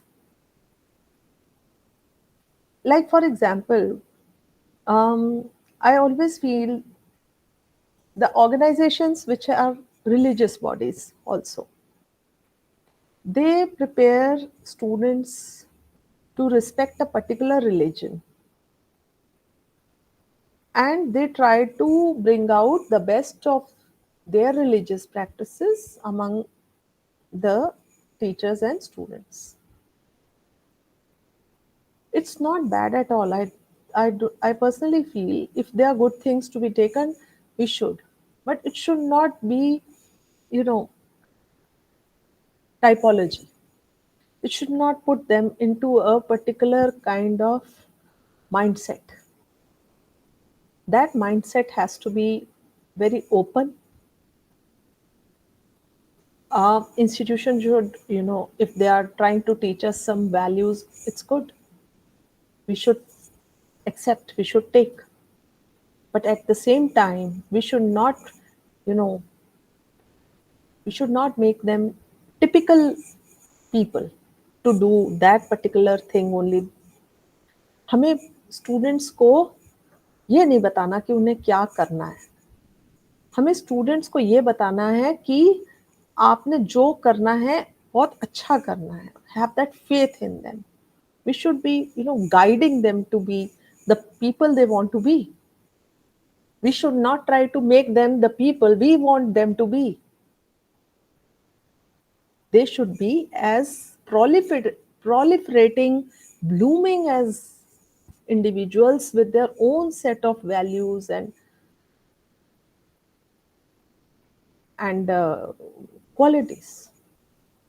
So subjectivity we should try to reduce to the minimum, and objectivity, that is to let them think from their own viewpoint.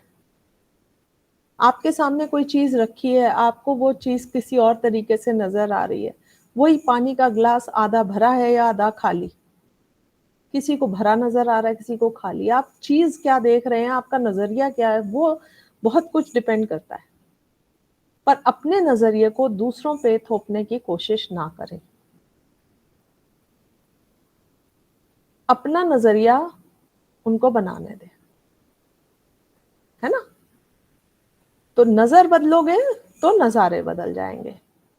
सोच बदलोगे तो सितारे बदल जाएंगे।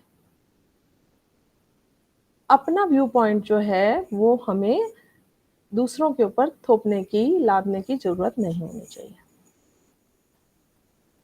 Then comes our ambiguity models. Ambiguity models of educational management, they assume, ambiguous का मतलब क्या होता है? Anyone who can think about or who knows the meaning of word ambiguous can just write in the chat box. Then we will talk about ambiguity models of educational management. Okay, someone is saying irrelevant. Okay, let's see more responses. Yes, come on, students. Not clearly defined. Very good. Irrelevant, not clearly defined. These two meanings have come up. Any other?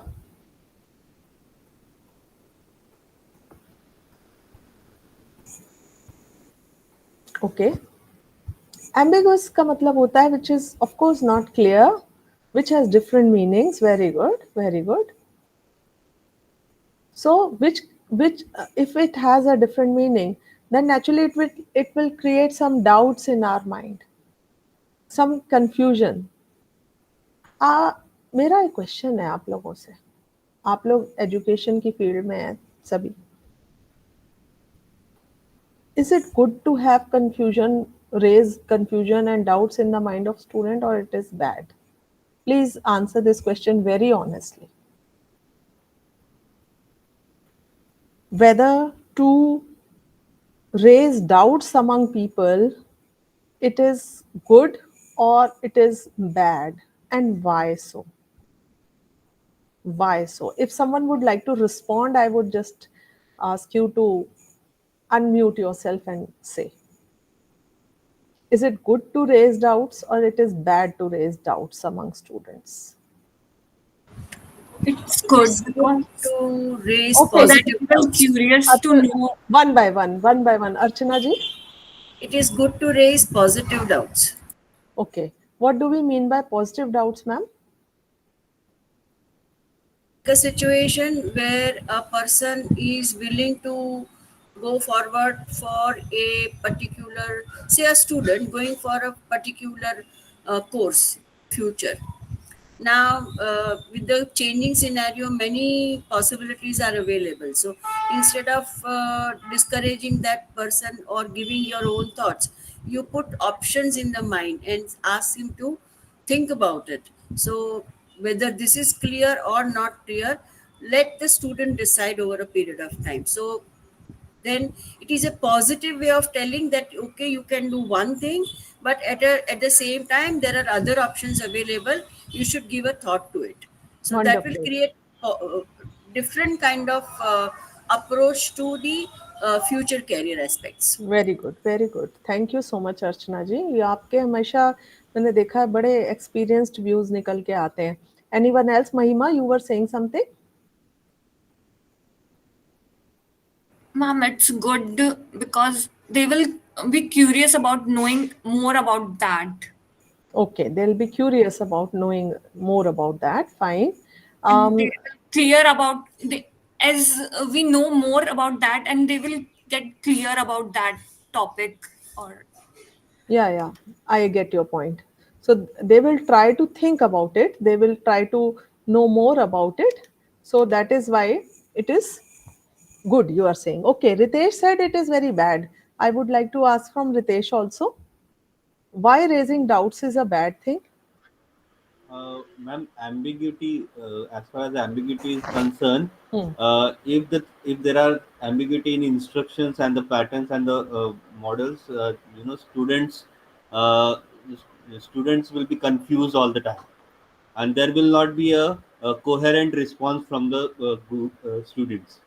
There will be always a variety of responses and Yeah, variety of perception regarding the about the instructions. So perfect. it's very bad to my opinion. Perfect, very good. देखिए अभी मैंने एक ही question पूछा और उसी उसके आपने दो एक्सट्रीम व्यूज सुने, है ना. किसी के नजरिए में वो चीज बहुत अच्छी है, किसी के चीज नजरिए में वो वही चीज बुरी है. इट ऑल डिपेंड्स कि वो किस कॉन्टेक्स्ट में बात की जा रही है. अब अगर हम एम्बिग्विटी की बात कर रहे हैं कि बच्चों को करियर ऑप्शंस के बारे में और सोचने का मौका दिया जाए, एक्सप्लोर करने का मौका दिया जाए और इस मामले में उनको बताए जाए ऑप्शंस और कितने कितने हैं, तो देखिए वो एम्बिग्विटी जो है उनको सर्च करने में, कुछ और ढूंढने के लिए या और ऑप्शन सोचने के लिए मजबूर करेगी और naturally it will be good for them. On the other hand, just as Ritesh says, that ambiguity, if we bring in our instructions, in our pedagogies, then it will create doubts in the mind of the student कि मैं ये चीज ऐसे करूं कि वैसे करूं. तो कहीं ना कहीं एम्बिग्विटी अच्छी है, कहीं ना कहीं एम्बिग्विटी अच्छी नहीं भी है. तो हमें ये देखना है कि ambiguity model of educational management, अगर हमारे एजुकेशनल मैनेजमेंट में एम्बिग्विटी है तो ये मॉडल कहते हैं कि जो टर्ब्यूलेंस है या unpredictable nature of educational management है, ये तो एक नेचुरल चीज है. हर इंस्टीट्यूशन में टर्बुलेंस भी आती है, कोई डिस्टरबेंस, कोई अनप्रिडिक्टेबल चीज हो जाती है. हम सोच कुछ रहे होते हैं, आउटपुट कुछ और हो जाता है. एक बार हमें कोई बड़ा किसी ने बाहर से आके हमको बताया कि आप एक मेथड है उसको फॉलो करके देखिए, उससे देखिए आपके स्टूडेंट्स का रिजल्ट बहुत अच्छा आएगा. मैं क्या नाम है इसका मेथड का, हमने पूछा उनसे, उन्होंने पूरा इसको बारे में बताया. उन्होंने उसका नाम दिया ZLP. हमने कहा ये ZLP क्या भला, हमारे लिए भी नई चीज थी. उन्होंने कहा जी जीरो लेक्चर प्रोग्राम. हमने जीरो लेक्चर प्रोग्राम इम्प्लीमेंट कर दिया. अब कर तो दिया, और क्या हुआ उसमें, हमने लेक्चरिंग नहीं करी, बच्चों को कहा अपने आप करना है. अपने एम्बिग्विटी इतनी मतलब ज्यादा हो गई कि क्या हुआ कि बच्चे टोटली, फिर हमें समझ में आया कि ये जीरो नहीं हो सकता.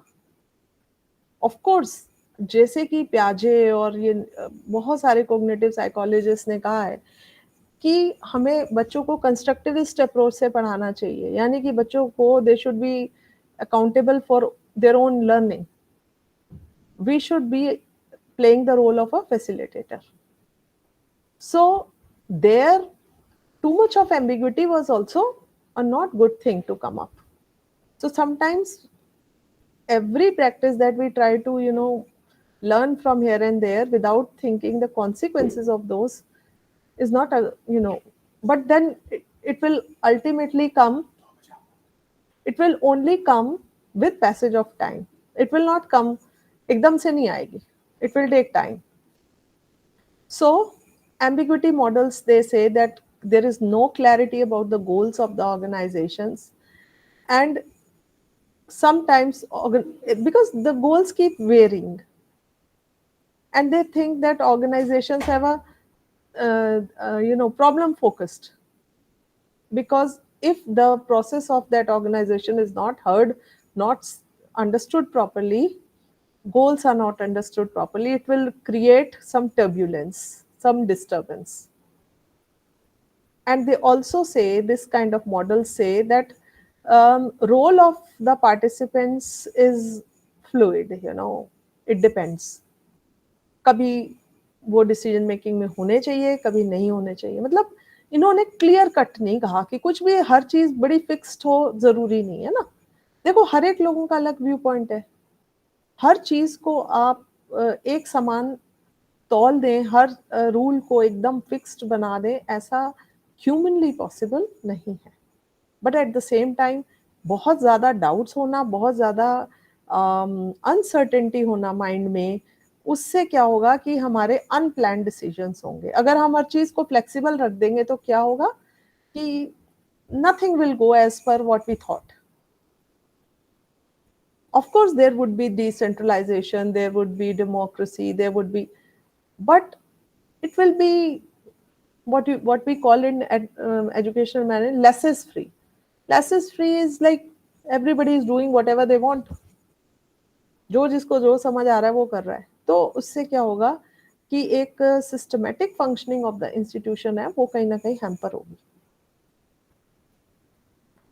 Then lastly we will talk about the cultural models of educational management. Cultural models जो होते हैं, they emphasize the informal aspects of organizations rather than the official elements. Every organization has its own kind of culture. जैसे मैंने आपको भी बताया, जो religious organizations हैं, they try to prepare individuals in a typical personality. जैसे मैं convent में पढ़ी हूँ, तो मुझे कॉन्वेंट में एक अलग तरह की शिक्षा दी जाती है जो मिशनरीज के द्वारा दी जाती है, तो वो एक अलग तरीके की होती है. अगर आप किसी रिलीजियस ऑर्गेनाइजेशन जो कि पर्टिकुलर रिलीजन से फोकस्ड होती है, जुड़ी होती है, वहां पे आपको वो चीजें सिखाई जाएंगी. तो नेचुरली अगर मैंने एक कॉन्वेंट में पढ़ा है तो मुझे जीसस के कैरल्स बहुत अच्छी तरह से याद है अभी भी, और जो मैं हमेशा अभी भी आज भी, मतलब मुझे कभी भूल, school time education you can never forget in life. हाँ, अगर आप किसी ऐसी ऑर्गेनाइजेशन जहाँ पे हो सकता है आपको शब्द सिखाए जाते हैं, है ना, तो सिख ऑर्गेनाइजेशन में तो किसी जगह कुछ सिखाया जाएगा, कोई कल्चर कहीं पे चलेगा. अब जैसे हमारे इंस्टीट्यूशन में एक कल्चर है promoting vegetarianism, that is kindness towards animals. तो उसमें हमको ये बताते हैं कि हम एनिमल्स से क्या लाभ पाते हैं, हमें क्यों नहीं उनको मारना चाहिए, क्यों. So they have their this thing thought and culture behind it. I am not saying कि किसी चीज में भी कोई चीज, हर चीज कोई गलत है. Life is not black and white, life is all more of grey. हमेशा कोई चीज सही और गलत के पैमाने पे नहीं तौली जा सकती. जैसा कि मैंने अभी आपसे पूछा, एम्बिग्विटी एक सिंपल क्वेश्चन था, एम्बिग्विटी इज इट गुड और बैड. देखिए, तो सही और गलत, हर चीज सही और गलत नहीं होती है लाइफ में. कल्चर भी हर तरीके का, क्योंकि क्या है कि डिफरेंट कल्चर से मिलके उसके जो थ्रेड्स हैं वही हमारी इतने ब्यूटीफुली इंटरवोवन होते हैं कि हमारी सोसाइटी का अपना एक कल्चर होता है. फिर इसी तरह से हर ऑर्गेनाइजेशन में जो उसमें वैल्यूज और उसके बिलीफ्स और उसके जो कल्चर प्रिवेल कर रहा होता है, उससे उसका एक formal structure of the organisation बनता है. I told you as earlier also कि इससे मोनोकल्चर भी होता है. मैंने बताया कि जैसे एक टिपिकल चीज आप बन जाते हो, आपको कुछ एक बातें हैं जो आपके अंदर इनग्रेन्ड हो जाती हैं और वो नेचुरल है, क्योंकि हमारे जो स्कूल टाइम एजुकेशन होती है उसमें हमारे एटीट्यूड बिल्डिंग है हो रही होती. अब आप इस स्टेज में कहेंगे एटीट्यूड्स फॉर्म हो जाते हैं और चेंज हो जाते हैं, बहुत मुश्किल है. जो कच्ची उम्र होती है ना, उसमें जितना जो आप घड़े को जो शेप दे देते हो कच्ची मिट्टी को, वो ऐसी शेप लेता है. जब वो पक जाती है मिट्टी, उसके बाद उसको शेप करना मुश्किल होता है, फिर वो टूट जाती है, पर नई चीज बनना उससे मुश्किल होता है. तो कल्चरल मॉडल्स की ये खास बात है. अब हम एक बार फिर से देख लेते हैं समरी में कि हमने कौन कौन से 6 मॉडल्स पढ़े हैं. नंबर 1, फॉर्मल मॉडल्स, जिसमें कहा कि एक फॉर्मल तरीके से ऑपरेट करना चाहिए. हिरार्कियल पैटर्न पे कोलिजियल मॉडल, जिसमें कहा कोलैबोरेशन के ऊपर डिपेंड करता है और डिसीजन मेकिंग जो है इंटरडिपेंडेंट है, इंटर रिलेटेड डेमोक्रेसी की बात की मैंने. फिर पॉलिटिकल मॉडल, जिसमें कि पॉलिटिकल या इंटरेस्ट ग्रुप्स जो होते हैं उनके ऊपर वो डिसीजन मेकिंग को इन्फ्लुएंस करते हैं, और जैसा कि बहुत जगह देखा जाता है होता भी है. सब्जेक्टिव मॉडल्स होते हैं जहाँ पे इंडिविजुअल की अपनी सब्जेक्टिव बायसेस, अपने बिलीव्स और अपने परसेप्शंस जो हैं वो एक ऑर्गेनाइजेशन को फंक्शन करते हैं.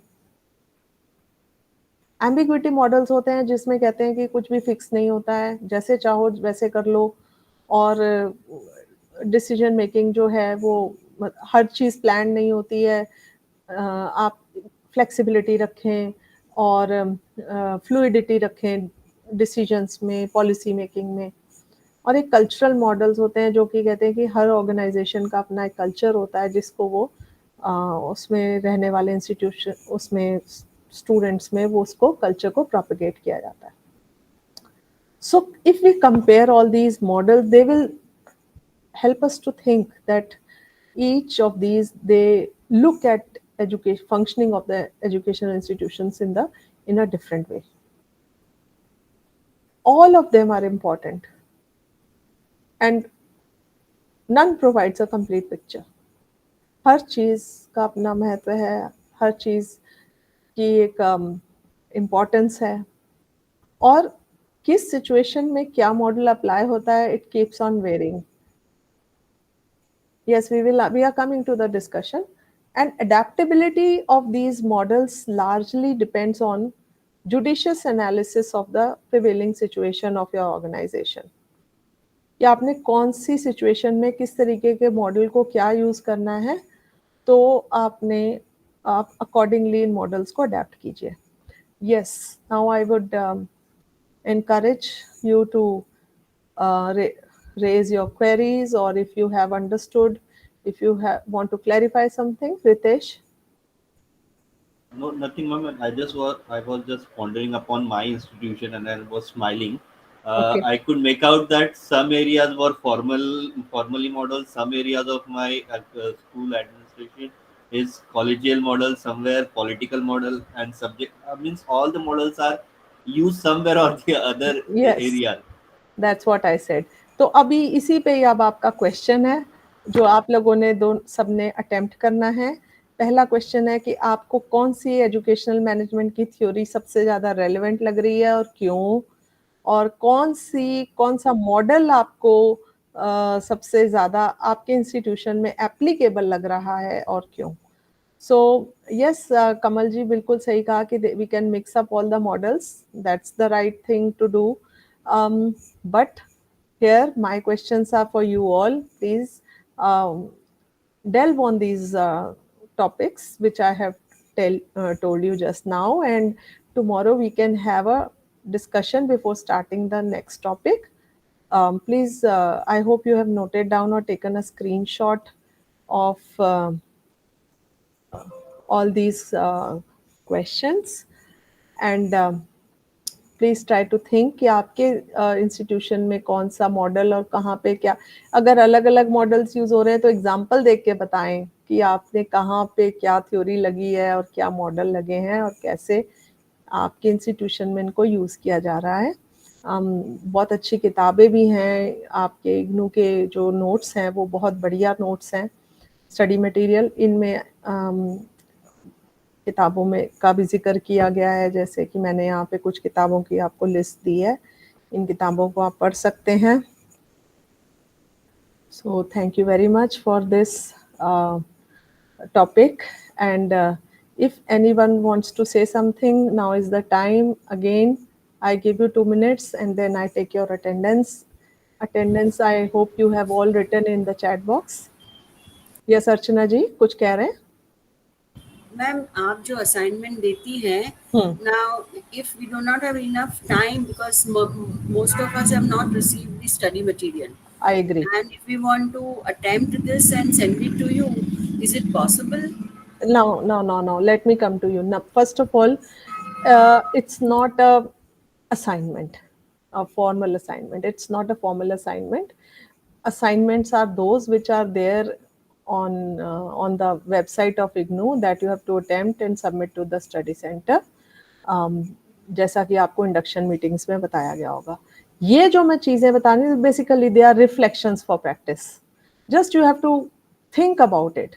सिर्फ सोचना है आपने इसके बारे में और डिस्कस कर लेना है. कुछ लिखने की भी अगर जरूरत नहीं, अगर आप कुछ 2-4 पॉइंट्स लिख लेंगे या एग्जांपल्स लिख लेंगे, that would it help you to discuss in the class. Otherwise, this I am not asking for any formal set of structure. Okay. And secondly, if you have not received the study material, it is all available in e-Gyan Kosh, ma'am. नहीं available है ma'am. कल Yeah. मैंने 2 दिन से ढूंढ रही हूँ मैं. Ma'am. I have written mails also. No, ma'am. You don't have to. Available soon करके आ रहा है, पता नहीं मुझे नहीं मिल रहा है. मैं कोशिश करूंगी आज फिर से. Archana ma'am. Okay ma'am. Somehow I'll manage. No. You can just I can give you my number, and you can just write to me. I will share with you on your email. Huh?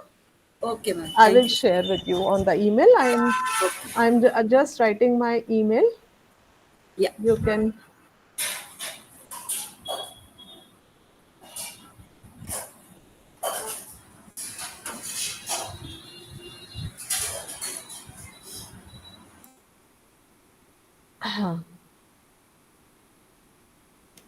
So I have pinned my message. You can just see my email address I have shared. And in case any one of you has any query, you can mail me. I would be more than happy to answer. And let me just take your attendance today. And then we can do our respective work.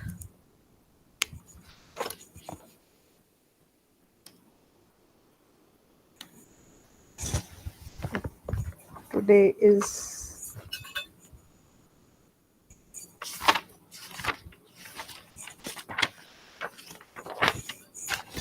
Sixteenth. Dipesh, Yes, ma'am. Yes. Jyotsna, Yes, ma'am. Yes, ma'am. Jyotsna, which RC? Vadodara. आप पहले थे? Yes. Okay, Chandrika, Yes, ma'am. you were there earlier? Yeah, I'm here. Okay. Those who are new, please tell. Madhvi,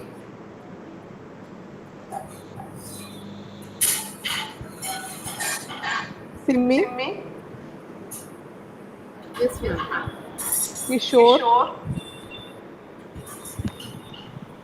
Kishore D'Souza.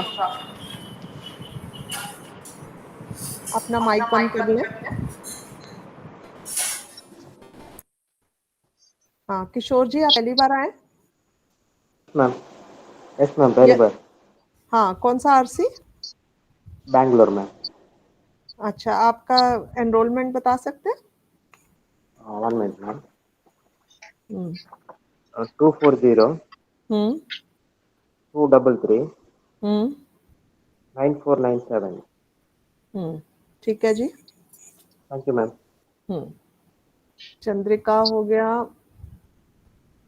Chandrika Ranchi से हैं. 24021427 दीपेश पहले भी आ चुके हैं. Yes, ma'am. Okay. आपका नाम है जॉय किशोर डिसूजा, हाँ? Is that right? जॉय किशोर डिसूजा. कमल नहीं मैम, मेरा किशोर है ना, वो सॉरी, कांट हियर. किशोर डिसूजा है ना, मेरा नाम है. Not Audible. कमल जी, बंद करो माइक. Hello ma'am. हाँ, बोलिए. मेरा नाम फुल है जॉय किशोर डिसूजा. जॉय किशोर. हाँ, मैंने लिख लिया. ठीक है. हाँ, ठीक है, नोट कर लिया मैंने. कमल तूर हो गया. दीपेश भी हो गई.